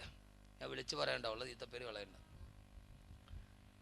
നമ്മുടെ പാപങ്ങൾ അല്ലാഹു പുറത്തു തരട്ടെ. പാപങ്ങൾ പൊറുക്കപ്പെടാൻ ഒരു വഴി ഞാൻ പറഞ്ഞിട്ട്, ഉമർ റളിയല്ലാഹു തആല അതിനു പകരം നന്മയുടെ രാത്രി ഉണ്ടാക്കി. നമ്മൾ ജീവിതത്തിൽ തെറ്റ് ചെയ്യാത്ത ആരുണ്ടാവില്ല. പാപം പൊറുക്കപ്പെടാൻ ഞാനൊരു കാര്യം പറഞ്ഞു തരട്ടെ. ഇൻഷാ അല്ലാഹ് ചെയ്യുമെന്ന് ഉറപ്പുള്ളവരൊക്കെ ഒന്ന് കൈ പൊക്ക് നോക്കട്ടെ. കൈ ഉള്ളവരൊക്കെ പൊക്ക്. ഇതെന്ത് തൊടുപുഴയോ? കൈയൊന്നും ഇല്ലേ? താത്തിയിട്. അള്ളാഹു കബൂലാക്കട്ടെ. അള്ളാഹു കബൂലാക്കട്ടെ. പിന്നെ ആ മഹാസംഭവമൊക്കെ കഴിഞ്ഞു. ഇപ്പം ആളുകൾ മറ്റേ തൊടുപുഴക്കാരനെ കുറിച്ച് പറയണ കേട്ടാൽ സഹതാപ തരംഗുണ്ടാക്കി അയാൾ ചെയ്തതൊക്കെ മറന്നു എല്ലാവരും. അതങ്ങോട്ട് പോയി. ആ സഹതാപ തരംഗത്തിൻ്റെ ഇടയിൽ അദ്ദേഹത്തിൻ്റെ ഭാര്യ ആത്മഹത്യ ചെയ്തു, അയാൾക്ക് ജോലി കൊടുത്തില്ല. ഇതൊക്കെ ചെയ്താരാ? പാളയം പള്ളിക്കാരാ. അയാളുടെ സഭയല്ലേ കൊടുക്കരുത്. അവസാനം അദ്ദേഹം ചെയ്ത മഹാപാതകം അതിൻ്റെ ഉള്ളിൽ അയച്ചുപോയി. അവസാനം ഒരു സോഫ്റ്റ് കോർണർ ഉണ്ടാക്കി ആ ഏറ്റവും വലിയ തെറ്റിനെ ന്യായീകരിച്ചു പത്രമുത്തശ്ശിമാരും മറ്റാളുകളും. കോളങ്ങൾ എഴുതി. രക്തസാക്ഷി, രക്തസാക്ഷി, ജീവിതത്തിൻ്റെ രക്തസാക്ഷി. അയാൾ ഒരു സമുദായത്തിൻ്റെ, ഒരു സമൂഹത്തിൻ്റെ, ഒരു വിശ്വാസത്തിൻ്റെ, ഒരു ആദർശത്തിൻ്റെ മനസ്സിൽ ചെതലരിച്ചത് എല്ലാവരും മറന്നുപോയി. ആ വേദന ആരും മറന്നുപോയി. അള്ളാഹു നമുക്കൊക്കെ അടയ്ക്കാത്ത കണ്ണുകൾ അള്ളാഹു നൽകി അനുഗ്രഹിക്കട്ടെ. നിങ്ങൾ നോക്ക്, അള്ളാഹു അടയ്ക്കാത്ത കണ്ണുകൾ അള്ളാഹു നൽകി അനുഗ്രഹിക്കട്ടെ. അള്ളാഹു നൽകി അനുഗ്രഹിക്കട്ടെ. റബ്ബ് നേരറിയാൻ 1 കോടി, നേരത്തറിയാൻ 2 കോടി, ഇനി ബാക്കി അറിയാൻ എത്ര കോടിയാ? എൻ്റെ പൊന്നുമോനെ, അള്ളാഹു സത്യം കാണാനുള്ള മനസ്സ് അള്ളാഹു നൽകി അനുഗ്രഹിക്കട്ടെ. പാപങ്ങൾ അള്ളാഹു പുറത്തു തരട്ടെ. ഒരു വഴി പറഞ്ഞു തരട്ടെ, ഇൻഷാ അല്ലാഹ് ചെയ്യുമോ? ഉറപ്പ്? ഉറപ്പ്? ആദരവായ പ്രവാചകൻ നബി മുഹമ്മദ് മുസ്തഫ, ഹബീബായ നബി മുഹമ്മദ് മുസ്തഫ സല്ലല്ലാഹു അലൈഹി വസല്ലമയുടെ അടുക്കൽ വന്നിട്ട് ഒരാൾ പറഞ്ഞു, നബിയേ അതിനബ്തു ദമ്മന് കസീറാ, ഞാൻ ധാരാളം പാപങ്ങൾ ചെയ്തിട്ടുണ്ട് നബിയേ, ആ പാപങ്ങൾ പൊറുക്കപ്പെടാൻ ഒരു വഴി എനിക്ക് പറഞ്ഞതാ നബിയേ. അള്ളാന്റെ റസൂൽ പറഞ്ഞതെന്തെന്നറിയോ? പാതിരാത്രി മുഴുവനെ കരയാനല്ല, ഒരനാഥയെ നീ കണ്ടാൽ, ഒരു യതീമിനെ കണ്ടാൽ ആ യതീമിന്റെ തലയിൽ വാത്സല്യത്തോടെ നീ ഒന്ന് തടകി കൊടുക്കുക. നീ ചെയ്ത പാപങ്ങൾ അല്ലാഹു പുറത്തു തരുമെന്ന് ഹബീബായ നബി മുഹമ്മദ് മുസ്തഫ സല്ലല്ലാഹു അലൈഹി വസല്ലം. നീ ഒരു അനാഥയെ കണ്ടാൽ, ഒരു യതീമിനെ കണ്ടാൽ തലയിൽ ഒന്നൊരു പിതാവിന്റെ വാത്സല്യത്തോടെ തടക്, അള്ളാഹു നിന്റെ പാപങ്ങൾ പുറത്തു തരുമെന്ന് നബി മുഹമ്മദ് മുസ്തഫ. വേറെ സഹാബി പറഞ്ഞു, നബിയെ ഞാൻ ധാരാളം പാപം ചെയ്തിട്ടുണ്ട്. അള്ളാഹുവിൻ്റെ റസൂല് പറഞ്ഞു, നീ ധാരാളമായി സദക്ക ചെയ്യ്, അള്ളാഹു സ്വീകരിക്കട്ടെ, അള്ളാഹു സ്വീകരിക്കട്ടെ, അള്ളാഹു സ്വീകരിക്കട്ടെ. ബഹുമാനപ്പെട്ട മുആദ് ബിൻ ജബൽ റളിയല്ലാഹു തആല അൻഹു 18ാമത്തെ വയസ്സിലാണ് മുസ്ലിമാകുന്നത്. ഏതാണ്ട് 36 വയസ്സ് വരെ ജീവിച്ചിരുന്നു ബഹുമാനപ്പെട്ട മുആദ് ബിൻ ജബൽ റളിയല്ലാഹു അൻഹു. അവസാനം ഇസ്ലാമിക ചരിത്രത്തിന്റെ പണ്ഡിത കുലപതിയായി മുആദ് ബിൻ ജബൽ റളിയല്ലാഹു അൻഹു. എൻ്റെ പ്രിയപ്പെട്ട ചെറുപ്പക്കാരാ, നിങ്ങൾക്കറിയുമല്ലോ ബഹുമാനപ്പെട്ട സഅദ് ബിൻ മുആദ് റളിയല്ലാഹു അൻഹു 30ാമത്തെ വയസ്സിലാണ് മുസ്ലിമാകുന്നത്. 36ാമത്തെ വയസ്സിലാണ് വഫാത്താകുന്നത്. 30ാമത്തെ വയസ്സിൽ മുസ്ലിമായ സഹാബിയാണ് Saad bin Muadh. Saad bin Muadh ഇങ്ങോട്ട് നോക്ക്, 30ാമത്തെ വയസ്സിലാണ് മുസ്ലിമായത് സഅദ് ബിൻ മുആദ് റളിയല്ലാഹു അൻഹു. 36ാമത്തെ വയസ്സിലാണ് വഫാത്തായത്. മുസ്ലിമായിട്ട് എത്ര നാൾ ജീവിച്ചു? ഇങ്ങോട്ട് നോക്ക്, മുസ്ലിമായിട്ട് എത്ര നാൾ ജീവിച്ചു? 6. ഞാൻ മുസ്ലിമായിട്ട് ജീവിക്കാൻ തുടങ്ങിയിട്ട് വർഷം എത്രയായി? 36 കഴിഞ്ഞു. നിങ്ങൾ 10, 20 കഴിഞ്ഞവരുണ്ട്, 30 കഴിഞ്ഞവരുണ്ട്, 40 കഴിഞ്ഞവരുണ്ട്, 50 കഴിഞ്ഞവരുണ്ട്, 60 കഴിഞ്ഞാലും കൂട്ടത്തിലുണ്ടോ? കൈവക്കാൻ വന്നാൽ പൊക്കൂല. 60 കഴിഞ്ഞാലും ഉണ്ടാ? കൈവക്കി ഉപ്പന്ന് പൊക്ക്. ഇനി നിങ്ങൾക്ക് 60 ആയില്ല എന്ന് ആരെങ്കിലും പറഞ്ഞ പിന്നെ സന്തൂർ തേച്ച് കുളിക്കണം എന്ന് പറയേണ്ടി വരും. 60, 70 കഴിഞ്ഞാ? എത്ര? 88 സൂര്യോദയം കണ്ട മനുഷ്യനാണ്. എത്ര സൂര്യോദയം? 88 വർഷത്തെ സൂര്യോദയം കണ്ട മനുഷ്യനാണ്. നമ്മൾ മുസ്ലിമായി ജീവിക്കാൻ എത്ര നാളായി? സഹോദരിമാരെ എത്ര നാളായി? 80, 50, 60, 36 കഴിഞ്ഞു. സഅദ് ബിൻ മുആദ് എന്ന ചെറുപ്പക്കാരൻ 30ാമത്തെ വയസ്സിലെ മുസ്ലിമായത്, 36ാമത്തെ വയസ്സിൽ വഫാത്തായി. മുസ്ലിമായി ജീവിച്ചത് എത്ര വർഷം? മുസ്ലിമായി ജീവിച്ചത് 6 വർഷമാ. മുസ്ലിമായി 6 വർഷം മരിച്ച 30-ാമത്തെ വയസ്സിൽ മുസ്ലിമായി 36-ാമത്തെ വയസ്സിൽ വഫാത്തായി.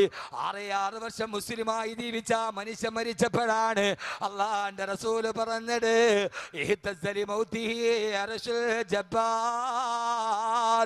ആ മനുഷ്യൻ മരിച്ചപ്പോ അള്ളാന്റെ അർശ് പോലും കുലുങ്ങിപ്പോയി. 6 വർഷത്തെ ജീവിതം കൊണ്ട് പടച്ചറപ്പിന്നെ അർശിനെ കുലുക്കാൻ കഴിഞ്ഞവർ. നീ ആരായിട്ടെന്ത്? ഞാൻ നാളെ മരിച്ചോന്നറിയില്ല. സഹോദരങ്ങളെ, ഞാൻ ഇന്നലെ ഇതേ സമയത്ത് പ്രസംഗിക്കുന്നത് തൃശ്ശൂർ ജില്ലയിലാണ്. അവിടെ ഇതേപോലെ ചെറുപ്പക്കാരുടെ സംഘടന നടത്തിയ വേള് കൂട്ടുകാർ വന്നിട്ട് പറഞ്ഞു, ഉസ്താദേ ദുആ ചെയ്യണം. ഈ പ്രസംഗത്തിന് ഞങ്ങളുടെ കൂടെ ഉണ്ടായിരുന്ന 10ാം ക്ലാസ്സിൽ പഠിക്കുന്ന ഒരു കുട്ടി മരിച്ചുപോയി. എങ്ങനെയാ മരിച്ചത്? പോസ്റ്റർ ഒട്ടിച്ചിട്ട് തിരിച്ചു വന്നതാണ്. സാധാരണ നമ്മൾ തുമ്മുന്നത് പോലെ ഒന്ന് തുമ്മിയപ്പോ രക്തം വെളിയിൽ വന്നു. ആ കുട്ടി അവിടെ വീണു മരിച്ചു. തുമ്മിയതാണ്. ആ കുട്ടി അവിടെ വീണു മരിച്ചു. ഞാൻ നാളെ മരിച്ചാൽ ഏത് അർശാണ് കരയുന്നത്? 6 വർഷത്തെ ഇസ്ലാം കൊണ്ട് മരിക്കുന്ന സമയത്ത് ആ മനുഷ്യന്റെ റൂഹ് വിട പറഞ്ഞപ്പോ ആകാശത്തിൽ പടച്ചിറപ്പിന്റെ അർശ് കുലുങ്ങിയില്ലേ? ലക്ഷക്കണക്കിന് മലക്കുകൾ ഭൂമിയിലേക്ക് വന്നില്ലേ മയ്യത്ത് നിസ്കരിക്കാൻ?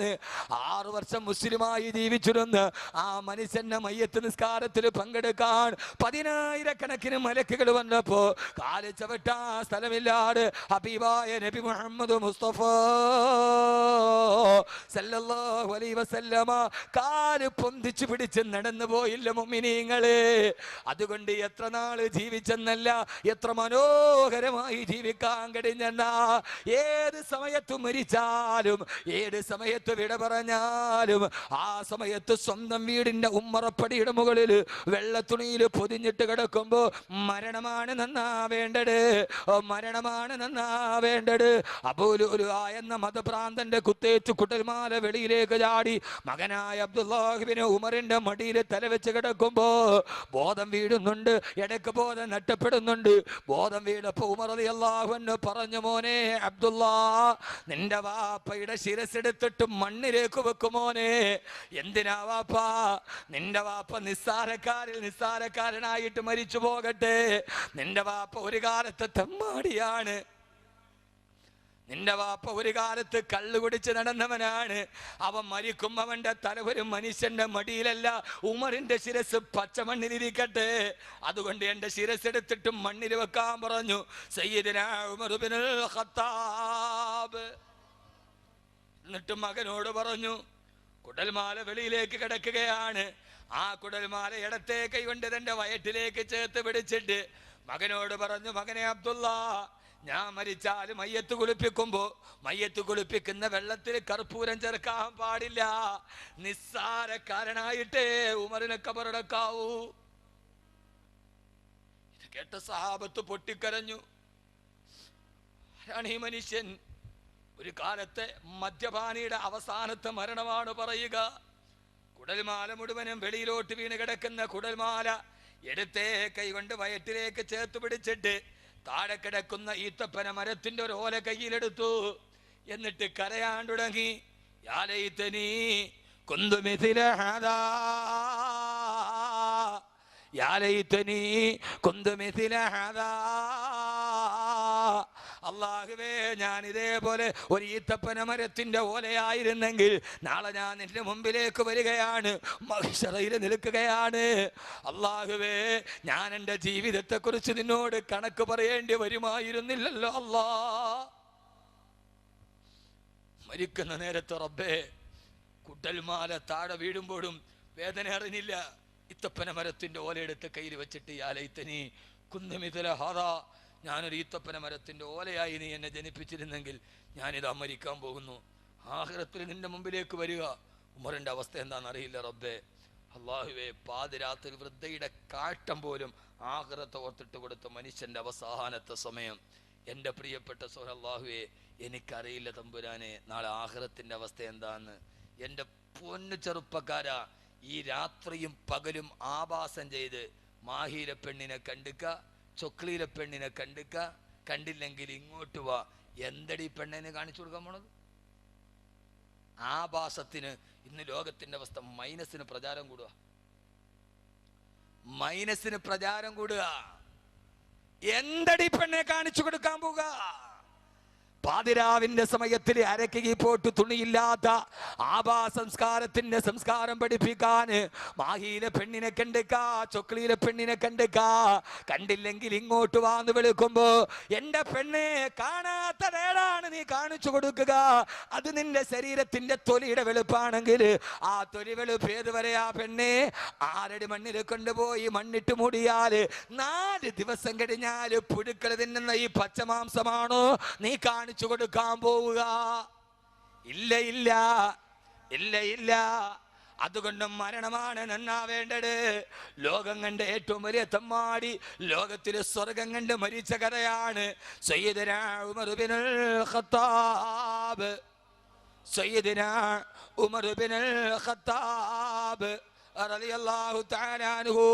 അല്ലാഹു നമുക്കും അതേപോലെയുള്ള വിടവാങ്ങൽ അല്ലാഹു നൽകി അനുഗ്രഹിക്കുമാറാകട്ടെ. അല്ലാഹു നൽകി അനുഗ്രഹിക്കുമാറാകട്ടെ. നാളെ ഒരു ദിവസം നമ്മളും മരിക്കും. ആ മരിക്കുന്ന സമയത്ത് സ്വർഗം കണ്ട് പുഞ്ചിരിയോടെ മരിക്കാൻ അല്ലാഹു നമുക്ക് തൗഫീക്ക് നൽകി അനുഗ്രഹിക്കട്ടെ. നാളെ മരിച്ചു എന്ന് കേട്ടാൽ അഹമ്മദ് കബീർ ഇന്ന് വീട്ടിൽ പോയി. മരിച്ചു എന്ന് കേട്ടാൽ നിങ്ങളും വരില്ലേ? വരില്ലേ? അഹമ്മദ് കബീർ വീട്ടിൽ പോയി, നാളെ രാവിലെ കേൾക്കുന്ന വാർത്ത മരിച്ചു എന്നാണ്. കാണാൻ നിങ്ങൾ വരില്ലേ? ആളുകളോട് ആരോ പറഞ്ഞ് കളക്ടറിന്റെ അമ്മ മരിച്ചു. ആളുകളോടാണുണങ്ങി കളക്ടറിന്റെ അമ്മയുടെ മൃതദേഹം കാണാൻ ആളുകൾ ഓടിപ്പോകവെയാണ്. വടിയിൽ വെച്ച് ആരോ പറഞ്ഞത് കളക്ടറിന്റെ അമ്മയല്ല മരിച്ചത്, സാക്ഷാൽ കളക്ടറാണ് മരിച്ചത്. പോയവരെല്ലാം തിരിച്ചു പോകാണ്ടിടങ്ങി. കളക്ടർ മരിച്ചു പോയെങ്കിൽ പിന്നെ ആരെ കാണിക്കാനാണ് പോകുന്നത്? കളക്ടറിന്റെ അമ്മ മരിച്ചപ്പോ കാണാൻ പോയില്ലെങ്കിൽ കളക്ടർ വിചാരിക്കില്ല ഇവനൊന്നും വന്നില്ലല്ലോ എന്ന്. പിന്നെ നാളെ അവന്റെ കയ്യിൽ നിന്ന് ആനുകൂല്യം കിട്ടില്ല. ഇനി കളക്ടർ തന്നെ മരിച്ചാൽ പിന്നെ ആരെ കാണിക്കാനാണ് മയ്യത്ത് കാണാൻ പോകുന്നത്? ഇങ്ങോട്ട് നോക്ക് മനുഷ്യരെ, ഇങ്ങോട്ട് നോക്ക്. മരിച്ചു എന്ന് വാർത്ത അറിയുമ്പോ പലപ്പോഴും കാണാൻ പോകുന്നത് അവൻ എന്ത് വിചാരിക്കുമെന്ന് വിചാരിച്ചിട്ടാ അല്ലേ? ഒന്നും ആത്മാർത്ഥത ഇതിനൊന്നുമില്ല, ആത്മാർത്ഥത ഇതിനൊന്നുമില്ല. ആളുകൾ കാണാൻ പോകുന്നത് എന്താ? ബാക്കവിയുടെ ഉമ്മ മരിച്ചു, അള്ളാഹു ആഫിയത്ത് കൊടുക്കട്ടെ, ദീർഘായുസ് കൊടുക്കട്ടെ. ഇർഷാദ് മൗലവി വരും. എന്താ കാര്യം? ഞങ്ങൾ ഇത്രയും വലിയ അടുത്ത സുഹൃത്തുക്കളായിട്ടൊന്ന് പോയില്ലെങ്കിൽ കാഞ്ഞാർ എന്ത് വിചാരിക്കും? അദ്ദേഹത്തിന്റെ വീട്ടിൽ ഒരു മരണമുണ്ടായി, കാഞ്ഞാറ് പോകും. കാര്യം എന്താ?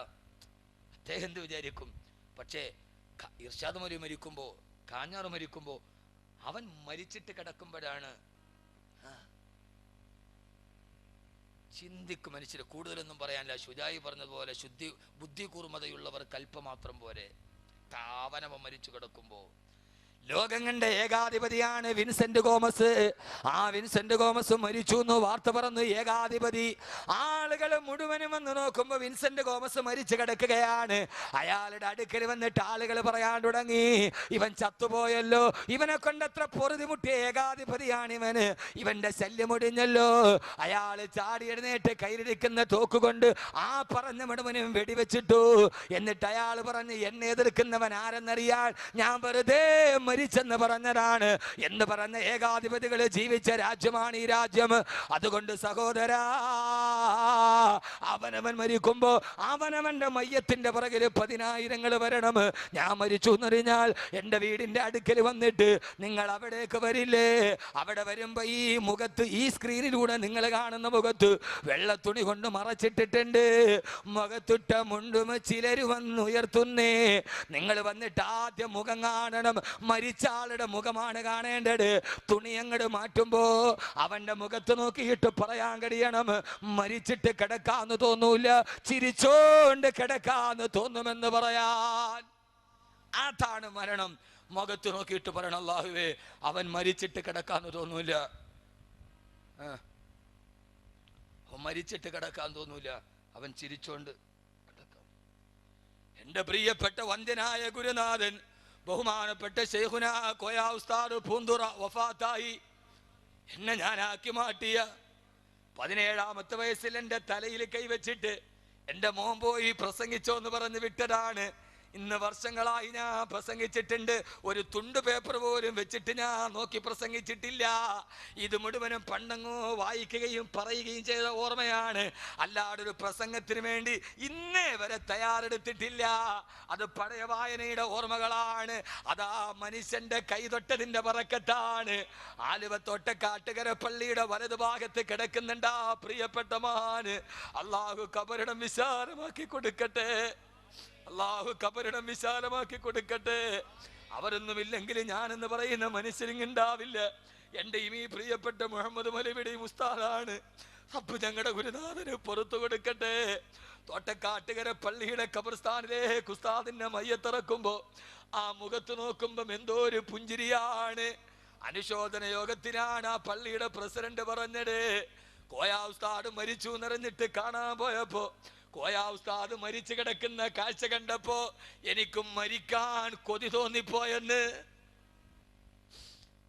ആരുടെ കുട്ടിയെ? തിരുവനന്തപുരത്ത് ജീവിച്ചിരുന്ന മനുഷ്യന്റെ കഥയാണിത്.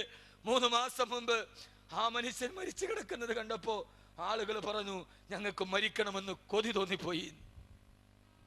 അങ്ങനെ മരിക്കണം. ജീവിതത്തിൽ ആർക്കും ആരുമാവാം, കോടീശ്വരനാകാം, ലക്ഷാധിപതിയാവാം, അതിനൊന്നും വേണമെന്നില്ല. ബിസിനസ് ചെയ്യാം, ലാഭം കിട്ടാം, വസ്തുക്കച്ചവടം ചെയ്യാം, ഗൾഫിന്റെ വരുമാനം ഉണ്ടാവാം. കോടിപതിയാവാനും ലക്ഷാധിപതിയാവാനും മുഖ്യമന്ത്രിയാവാനും പ്രസിഡന്റ് ആവാനും ഒരു ബുദ്ധിമുട്ടുമില്ല, അത് ആർക്കും കിട്ടും. പക്ഷെ ഈ ഭാഗ്യം മാനസാന്തരം വന്നവനെ കഴിയൂ. മരിക്കുന്ന സമയത്ത് മുഖത്ത് വന്ന് തുണി തുക്കി നോക്കിയിട്ട് പറയണം, ഇവൻ മരിച്ചിട്ട് കിടക്കാന്ന് തോന്നൂല. എന്തിനായി വെള്ളിയാഴ്ച വന്നത്? പറയണം, അല്ലാഹുവേ അല്ലാഹുവേ ദിനാരാവണം, അവന്റെ തെറ്റുകൾ മാറണം. ഗുനാഹോं की आदत छुटा मेरे मौला, मुझे नेक इंसान बना मेरे मौला. എന്റെ സർവ്വപാപങ്ങളും പുറത്തിട്ട് റബ്ബേ മരിക്കുന്ന സമയം മുത്തക്കിയായി പുഞ്ചിരിയോടെ മരിക്കാൻ ഞങ്ങൾക്ക് നീ തൗഫീഖ് നൽകണേ അല്ലാ. അവസാനം എൻ്റെ മയ്യത്ത് വീട്ടിലിരിക്കുകയാണ്. എൻ്റെ ഉമ്മ കിടന്ന് കരയുകയാണ്. എൻ്റെ ഉമ്മ ഉറക്ക കരയുകയാണ്. ഇതേവരെ നിങ്ങളിൽ ആരെങ്കിലും നിങ്ങൾ ആരെങ്കിലും കണ്ട് കേട്ടിട്ടുണ്ടോ നിങ്ങളുടെ ഉമ്മ ഉറക്ക നിലവിളിക്കുന്നത്? കേട്ടിട്ടുണ്ടോ? ഉണ്ടോ? നിങ്ങളുടെ ഉമ്മ ഉറക്ക നിലവിളിക്കുന്ന നിലവിളി ശബ്ദം ആരെങ്കിലും ഉമ്മയുടെ നിലവിളി കേട്ടിട്ടുണ്ടോ? ഉണ്ടോ? ഉമ്മ ഉറക്ക കരയൂല, അതാ ഉമ്മ. ഇവളല്ല, ഈ വെട്ടിയരിഞ്ഞ അമ്മയല്ല, ഉമ്മ, സ്നേഹസ്വരൂപിണിയായ ഉമ്മ. അമ്മ എന്നുള്ള 2 അക്ഷരത്തിൽ ഈ ബ്രഹ്മാണ്ട സാഹിത്യമൊക്കെ കുറിപ്പതായി. ഉമ്മ ഒരിക്കലും ഉറക്ക നിലവിളിച്ച കാര്യം നമ്മൾ ഇന്നവരെ കേട്ടിട്ടില്ല. ഉണ്ടാ? ഇല്ല. എൻ്റെ ഉമ്മ ഉറക്ക നിലവിളിച്ച് കരഞ്ഞ ഞാൻ ഇതേവരെ കേട്ടിട്ടില്ല. എൻ്റെ ഉമ്മ ഇതേവരെ ഉറക്ക നിലവിളിച്ച് കരയുന്നത് ഞാൻ കേട്ടിട്ടില്ല. ഒരു കൈയിൽ 6 മാസം പ്രായമായി ഒരു മകൻ വയറ്റിന്റെ ഉള്ളിലും 1.5 വയസ്സുകാരൻ വലത്തെ കൈത്തണ്ടയിലും വെച്ച് പ്രിയപ്പെട്ട ഭർത്താവ് വിട പറയുമ്പോ ആ സമയത്ത് തന്നെ മക്കളെ എങ്ങനെ വളർത്തുമെന്ന് വിചാരിച്ചിട്ട് എൻ്റെ ഉമ്മ ഉറക്കെ കരയുന്നത് ഞാൻ കണ്ടിട്ടില്ല. അവിടെ നിന്ന് 20 വർഷം കൂലിപ്പണി ചെയ്തിട്ട് ഈ മക്കളെ വളർത്തി ഹാഫിളാക്കി ആലിമാക്കി അവസാനം കോരിച്ചൊരിയുന്ന പേമാരിയുടെ നടുവിൽ ഒരു കീറപ്പായിൽ കിടന്നിട്ട് പാതിരാത്രി സമയത്ത് കുണ്ടിൽ വന്ന് വെള്ളം നിറഞ്ഞിട്ട് കിടക്കാൻ കഴിയാതെ പാതിരാത്രിയിൽ പേമാരി ചിതത്തു തെയ്യുമ്പോ 2 ആമക്കളെ ഇടത്തും വലത്തും കെട്ടിപ്പിടിച്ചിട്ട് തലചായ്ക്കാൻ കഴിയാത്ത സമയത്തും എൻ്റെ ഉമ്മയുടെ കണ്ണിൽ 2 തുള്ളി കണ്ണുനീരേ കണ്ടിട്ടുള്ളൂ. അന്നും അവരെ കരയുന്നത് ഞാൻ കണ്ടിട്ടില്ല. അവസാനം 10ാം ക്ലാസ് SSLC പൂർത്തിയായി നേരെ പോയി 7 മാസം കൊണ്ട് ഖുർആൻ മുഴുവനും മനഃപ്പാഠമാക്കി. ഒരു വെള്ളിയാഴ്ച രാവിലെ കൊച്ചു വീടിന്റെ ഉമ്മറത്തേക്ക് വന്നിട്ട് ഉമ്മ ഞാൻ ഹാഫിള എന്ന് പറഞ്ഞപ്പോ കെട്ടിപ്പിടിച്ചൊരു മുത്തം തന്നിട്ട് കണ്ണിൽ 2 കണ്ണുനീര് തന്നിട്ട് എൻ്റെ കൺമണിയെ നീ എനിക്ക് സ്വർഗത്തിലൊരു കിരീടം തന്നല്ലോ എന്ന് കരഞ്ഞു. അപ്പോഴും 2 കണ്ണുനീര് തുള്ളിയെ നിശബ്ദമായി കൊണ്ടുള്ളൂ. അവസാനം കല്യാണം കഴിഞ്ഞ് എൻ്റെ മക്കളെ താലോലിച്ച് അവർക്ക് മുത്തം കൊടുത്തിരിക്കുമ്പോഴും രാവിലെ ശനിയാഴ്ച ഇറങ്ങിപ്പോയി വെള്ളിയാഴ്ച രാവിലെ വഅ്ള് പറഞ്ഞ് തളർന്ന് സുബഹിക്ക് യാത്ര ചെയ്ത് വീട്ടിലിരിക്കുമ്പോ എൻ്റെ ഉമ്മ കഴിഞ്ഞ ആഴ്ച കെട്ടിപ്പിടിച്ചിട്ട് കരഞ്ഞു, മോനെ എങ്ങനെ ഇരുന്ന ശരീരമാണ് യാത്ര ചെയ്ത് വകുതു പറഞ്ഞ് ഈ കോലമായല്ലോ, ഇനിയെങ്കിലും ഒന്ന് വീട്ടിലിരുന്നു കൂടെ എന്ന് പറഞ്ഞ് ആ കണ്ണിൽ വെള്ളം നിറയുന്നത് ഞാൻ കണ്ടു. ഇന്നേ വരെ ഈ 36 വർഷത്തിന്റെ ഇടയിൽ എൻ്റെ കഥ പറഞ്ഞത് നിങ്ങളുടെ ഉമ്മ ഓർക്കാനാണ്. ഈ 36 വർഷത്തിന്റെ ഇടയിൽ എൻ്റെ ഉമ്മ ഉറക്കെ കരയുന്നത് ഞാൻ ഇതേവരെ കേട്ടിട്ടേ ഇല്ല. പക്ഷേ നാളെ 3 വെള്ളത്തുണിയിൽ പൊതിഞ്ഞിട്ട് അഹമ്മദ് കബീറിന്റെ മയ്യത്തെടുക്കുകയാണ്. ആ സമയത്ത് മോദിയും വിളിച്ചു പറഞ്ഞു, എല്ലാവരും കാണേണ്ടവരെല്ലാം കണ്ടോ, മയ്യത്തെടുക്കാൻ പോവുകയാണ്. കെട്ടി 3 കെട്ടും മുറുക്കി കെട്ടി, 6 കാല് കട്ടിലിൽ നിന്നെയും കെട്ടി, ലാ ഇലാഹ ഇല്ലല്ലാ എന്നുറക്കെ ചൊല്ലി, ഭാര്യ മക്കളോട് പോലും വിടയും ചൊല്ലി പള്ളിക്കാട്ടിലേക്കാണ് യാത്ര, പരലോകത്തേക്കുള്ള യാത്ര. പള്ളിക്കാട്ടിലേക്ക് പോവുകയാണ്. നന്നാട്ടുകാവ് പള്ളിയുടെ പുറകിലെ ഖബർസ്ഥാനിലേക്ക് നിന്റെ ഒടുക്കത്തെ യാത്ര പോവുകയാണ്. എല്ലാവരും പറഞ്ഞു, കാണേണ്ടവര് കണ്ടോ. ആ സമയത്തിന്റെ ഭാര്യ ഉറക്കെ കരയുന്നുണ്ട്, എന്റെ മക്കള് പുറകിൽ നിന്ന് വിളിക്കുന്നുണ്ട്, വാപ്പാ. പക്ഷേ പക്ഷേ പക്ഷേ യുനാദൂന ഖൽഫൽ ഐഷി മൻ ലാ യുജിബുഹും വഖുർബുക ഫിദ്ദുനിയാ സരീഉൽ ഇജാബതി. എന്റെ മക്കളോട് മറുപടി പറയണമെന്ന് എനിക്ക് ആഗ്രഹമുണ്ട്, പക്ഷെ എന്റെ തൊണ്ടയിലെ വെള്ളം വറ്റിപ്പോയല്ലോ.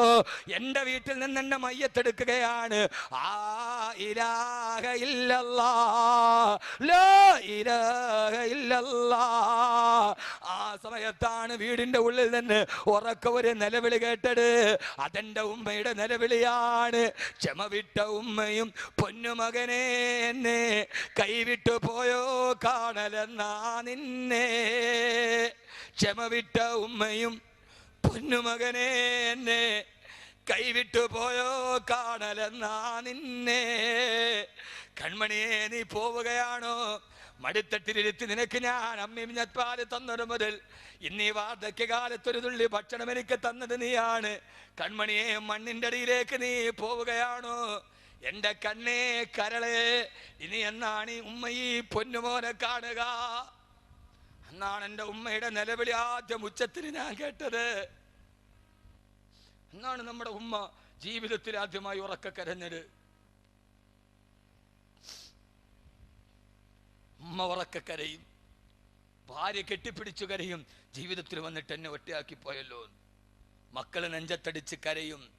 മലയാളത്തിന്റെ സിനിമാ നടൻ പറഞ്ഞു, മക്കളോട് ഞാൻ പറയാറുണ്ട്, മക്കളെ വാപ്പ മരിക്കുമ്പോൾ നിങ്ങൾ വാപ്പാടെ മയ്യത്തി പിടിച്ച് കരയരുത്, വാപ്പ മരിക്കുമ്പോൾ നെഞ്ചും വിരിച്ചിട്ടാ കിടക്കണേന്ന്.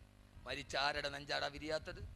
ഏതു മെലിഞ്ഞവനും മരിച്ചാൽ അവൻ തടിച്ചു വീർക്കും, അവന്റെ നെഞ്ച് വീർക്കും. മക്കള് കരയുന്നുണ്ട്. ആ സമയത്ത് എനിക്ക് ചിരിക്കണം. എനിക്ക് എൻ്റെ ഭാര്യ കരയുന്നു, എൻ്റെ മക്കള് കരയുന്നു, നിന്റെ ഭാര്യ കരയുന്നു, നിന്റെ മക്കള് കരയുന്നു, നിന്റെ ഉമ്മ നിലവിളിക്കുന്നു, കൂട്ടുകാര് കരയുന്നു. ആ സമയത്ത് ഞാനാണെങ്കിലോ പള്ളിക്കാട്ടിലേക്ക് സന്തൂക്ക് കെട്ടിൽ പോവാ. ആ സമയത്ത് എല്ലാവരും എൻ്റെ പുറകിൽ നിന്ന് കരയുമ്പോൾ മയ്യത്ത് കെട്ടിൽ മലന്ന് കിടന്നിട്ട് എനിക്ക് ചിരിക്കണം, ആത്മാവിന് ചിരിക്കണം. അള്ളാഹു തൗഫീക്ക് നൽകട്ടെ, അള്ളാഹു തൗഫീക്ക് നൽകട്ടെ, അള്ളാഹു തൗഫീക്ക് നൽകട്ടെ. തൊട്ടു മുമ്പ് ആ അമ്മയും 2 മക്കളും ഈ റോഡിലൂടെ പോയതാ. അവരറിഞ്ഞിട്ടില്ല, ഇല്ല മരണത്തിന്റെ ദൂതൻ അവിടെ എവിടെയോ പതിയിരുന്നെന്ന്. നമുക്കും അറിയില്ല തിരിച്ചു വീട്ടിലെത്തുവോന്ന്. അറിയോ? അറിയില്ല. അള്ളാഹു നമ്മുടെ ജീവിതം നന്നാക്കി തരട്ടെ. അതുകൊണ്ട് എങ്ങനെ ജീവിച്ചാലും മാനസാന്തരം വന്ന് നല്ലവനായി മരിക്കാൻ അള്ളാഹു തൗഫീക്ക് നൽകട്ടെ. നാളെ എല്ലാവരും പൊട്ടിക്കരയുമ്പോൾ ആ സമയത്ത് സന്തൂക്കിലിരുന്ന് ചിരിക്കണം. ചിരിക്കണമെങ്കിൽ ജീവിതത്തിൽ നന്മ ചെയ്യണം. അള്ളാഹു തൗഫീക്ക് നൽകി അനുഗ്രഹിക്കട്ടെ. അൽഹംദുലില്ലാഹി അൽഹംദുലില്ലാഹി റബ്ബിൽ ആലമീൻ. اللهم صل على سيدنا محمد وعلى آل سيدنا ومولانا محمد. اللهم صل صلاة كاملة وسلم سلاما تاما على سيدنا محمد الذي تنحل به اللقد وتنفرد به الكرب وتقضى به الحوائج وتنال به الرغائب وحسن الخواتم ويستسقى الغمام بوجهه الكريم وعلى آله وصحبه في كل لمحة ونفس بعدد كل معلوم لك. അർഹമുറഹീമായ അല്ലാഹുവേ, പരമദയാലുവായ തമ്പുരാനെ, അല്ലാഹുവേ, ഞങ്ങളുടെ സർവ്വവിധ പാപങ്ങളും നീ പുറത്തു മാപ്പാക്കി തരണേ അല്ലാ. ഭാവി ജീവിതം പാപരഹിതമാക്കി തരണേ അല്ലാ. അല്ലാഹുവേ, ഞങ്ങളിൽ നിന്നും മരണപ്പെട്ടു പോയ എത്രയെത്രയോ ആളുകളുണ്ട്. അതിൽ ഞങ്ങളുടെ ബന്ധുമിത്രാദികളുണ്ട്, സഹോദരീ സഹോദരന്മാരുണ്ട്, ഞങ്ങളെ സഹായിച്ചവരും സഹകരിച്ചവരുമുണ്ട്. അവരുടെ ഖബറിടം നീ വിശാലമാക്കണേ അല്ലാ. ഞങ്ങളിവിടെ ഓതിയ സ്വലാത്തിൻ്റെ ദിക്റിൻ്റെ പ്രതിഫലം അവരുടെ ഖബറിലേക്ക് നീ എത്തിക്കണേ അല്ലാ. പടച്ചവനെ, അക്കൂട്ടത്തിൽ എൻ്റെ പ്രിയപ്പെട്ട ഉസ്താദുണ്ട്. റബ്ബേ, ആ ഖബറിടം നീ വിശാലമാക്കണേ തമ്പുരാനെ. സ്വർഗീയ പ്രതിഫലം നീ നിറച്ചു കൊടുക്കണേ അല്ലാഹുവേ. സ്വർഗത്തിൻ്റെ പരിമളം ആസ്വദിപ്പിക്കണേ അല്ലാ. പടച്ചവനെ, ഞങ്ങളിൽ രോഗികളായി കഴിയുന്നവരെ രോഗം നീ ശിഫയാക്കണേ അല്ലാഹുവേ. ഇവിടെ സദക്ക ചെയ്ത ധാരാളം ആളുകളുടെ ഒരു ലിസ്റ്റ് ഇവിടെ കൊണ്ടുവരപ്പെട്ടു. അവരാരാണ്, അവരുടെ ആഗ്രഹം എന്താണെന്ന് നിനക്ക് നന്നായിട്ടറിയാം തമ്പുരാനെ. അല്ലാഹുവേ, അവരെ ആഗ്രഹങ്ങളെ സബലീകരിക്കണേ അല്ലാ. അവർ ചെയ്ത സദക്കകൾ സ്വീകരിച്ച് ഏതൊക്കെ പ്രയാസങ്ങളുണ്ടോ അതിൽ നിന്ന് കരകയറ്റണേ തമ്പുരാനെ, കരകയറ്റണേ തമ്പുരാനെ. അതിൽ മാരകമായ രോഗം കൊണ്ട് ബുദ്ധിമുട്ടുന്നവരുണ്ട്. രോഗങ്ങൾ നീ ശിഫയാക്കി കൊടുക്കണേ അല്ലാ. പടച്ചവനെ, cancer, brain tumour, heart attack പോലെയുള്ള മാരകമായ രോഗത്തിൻ്റെ പിടിയിലമർപ്പെട്ടവർ നീ മോചനം നൽകണേ അല്ലാ. പടച്ചവനെ, രോഗം തരുന്നവൻ നീയാണ്. അത് ശിഫയാക്കാൻ കഴിവുള്ളത് നിനക്ക് മാത്രമാണ്. റബ്ബേ, ഞങ്ങളിൽ ആർക്കും ഞങ്ങളുടെ ആരോഗ്യം നഷ്ടപ്പെട്ടു പോകുന്ന, ഞങ്ങളുടെ ശരീരത്തിനെ കാർന്നു തിന്നുന്ന ഒരു രോഗവും വരുത്തല്ല അല്ലാ. പടച്ചവനെ, എത്ര ചികിത്സിച്ചാലും ഭേദമാകാത്ത മാരക രോഗം വരുത്തല്ലേ അല്ലാ. മാരകമായ ക്യാൻസർ പിടിപെട്ടിട്ട് വേദന സഹിക്കാൻ കഴിയാത്ത നൂറുകണക്കിന് ആളുകൾ അല്ലാഹുവേ ദുആ കൊണ്ട് വസിയത്തുണ്ട്. ആ സാധുക്കളുടെ വേദനയ്ക്ക് നീ ഒരു അറുതി കൊടുക്കണേ അല്ലാ. ഞാൻ വിട പറയുന്ന അന്നത്തെ ജുമയ്ക്ക് സെൻട്രൽ ജുമാ മസ്ജിദിൽ വന്ന ഒരു സഹോദരൻ, ഉസ്താദെ, 13 വർഷം കാത്തിരുന്ന് കിട്ടിയ ആദ്യത്തെ പൊന്നുമോളാണ്. 8 മാസം പ്രായമുള്ള എൻ്റെ പൊന്നുമോളുടെ തൊണ്ടയിൽ ക്യാൻസറാണ്. ഒരു തുള്ളി വെള്ളം തൊണ്ടയിലേക്ക് ഇറ്റ് കൊടുക്കുമ്പോൾ വേദന സഹിക്കാൻ കഴിയാതെ എൻ്റെ പൊന്നുമോള് പൊട്ടിക്കരയുന്നു ഉസ്താദെ എന്ന് പറഞ്ഞിട്ടുണ്ട്. റബ്ബേ, നീ ശിഫ നൽകണേ അല്ലാ. പടച്ചവനെ, ഞങ്ങളിൽ ആർക്കും മരണം വരെ നീ അങ്ങനെ ഒരു മാരക രോഗം കൊണ്ട് പരീക്ഷിക്കല്ലേ അല്ലാ. നിന്നോട് ഒരു ശുക്റും ഒരു ഇബാദത്തും ഞങ്ങൾ ചെയ്തിട്ടില്ല അല്ലാഹുവേ. നീ നൽകിയ ആരോഗ്യം കൊണ്ട് ഞങ്ങൾ ഈ ദുനിയാവിൽ ഇങ്ങനെ തിമിർത്ത് കളിക്കുന്നു അല്ലാ. പടച്ചവനെ, ഞങ്ങൾ പാപികളാണെന്ന കാരണത്താൽ ഞങ്ങൾ നീ രോഗം കൊണ്ട് പരീക്ഷിക്കല്ലേ അല്ലാ. പടച്ചവനെ, ശരീരം കീറി മുറിക്കപ്പെടുന്ന ഒരു രോഗവും വരുത്തല്ലേ അല്ലാ. പടച്ചവനെ, കടബാധ്യതകൾ കൊണ്ട് പരീക്ഷിക്കല്ലേ അല്ലാ. ധാരാളം ആളുകൾ കടബാധ്യതകളിൽ അകപ്പെട്ടവരുണ്ട്. എല്ലാ കടബാധ്യതയും മാറാനൊരു ഹലാലായ വഴി തുറന്നു കൊടുക്കണേ തമ്പുരാനെ. ചെറുതും വലുതുമായ കച്ചവടം ചെയ്യുന്നവരുണ്ട്, കൂലിപ്പണി ചെയ്യുന്നവരുണ്ട്. റബ്ബേ, നീ അവർ കാഫിയത്ത് നിലനിർത്തി കൊടുക്കണേ അല്ലാ. ഇവിടെ ഒരുമിച്ച് കൂടിയ ഓരോ യുവാക്കളും അവരെ ജീവിതത്തിൽ നീ നല്ല പുരോഗതി നൽകണേ തമ്പുരാനെ. ഒരു നല്ല ജോലി നൽകണേ അല്ലാ. പടച്ചവനെ, ഇവിടെ ഒരുമിച്ച് കൂടിയ സഹോദരിമാർ അവരെ ഭർത്താക്കന്മാരെ സൽസ്വഭാവികളാക്കണേ അല്ലാ. കുടുംബജീവിതത്തിൽ സമാധാനം നഷ്ടപ്പെട്ടു പോയവരുണ്ട്. അല്ലാഹുവേ, നീ സമാധാനം അവർക്ക് നൽകണേ തമ്പുരാനെ. സൽസ്വഭാവം നൽകണേ അല്ലാഹുവേ. പടച്ചവനെ, ആ സഹോദരിമാര് ജീവിതത്തിൽ എത്രയെത്ര മനസ്സിൽ ദുഃഖമുള്ളവരുണ്ട്. അല്ലാഹുവേ, നീ ഇതിൽ നിന്ന് കരകയറ്റണേ അല്ലാ. പടച്ചവനെ, അവരെ ഭർത്താക്കന്മാരുടെ ഉള്ളിൽ നീ സ്നേഹം നൽകണേ അല്ലാ. അവർ വളർത്തുന്ന മക്കളെ നീ സാലിഹീങ്ങളാക്കണേ അല്ലാ. പടച്ചവനെ, ഭാര്യയുടെ ദുസ്വഭാവത്തിൻ്റെ പേരിൽ ദുഃഖിക്കുന്ന എത്രയെത്ര ഭർത്താക്കന്മാരുണ്ട്. റബ്ബേ, നീ സൽസ്വഭാവം നൽകണേ അല്ലാ.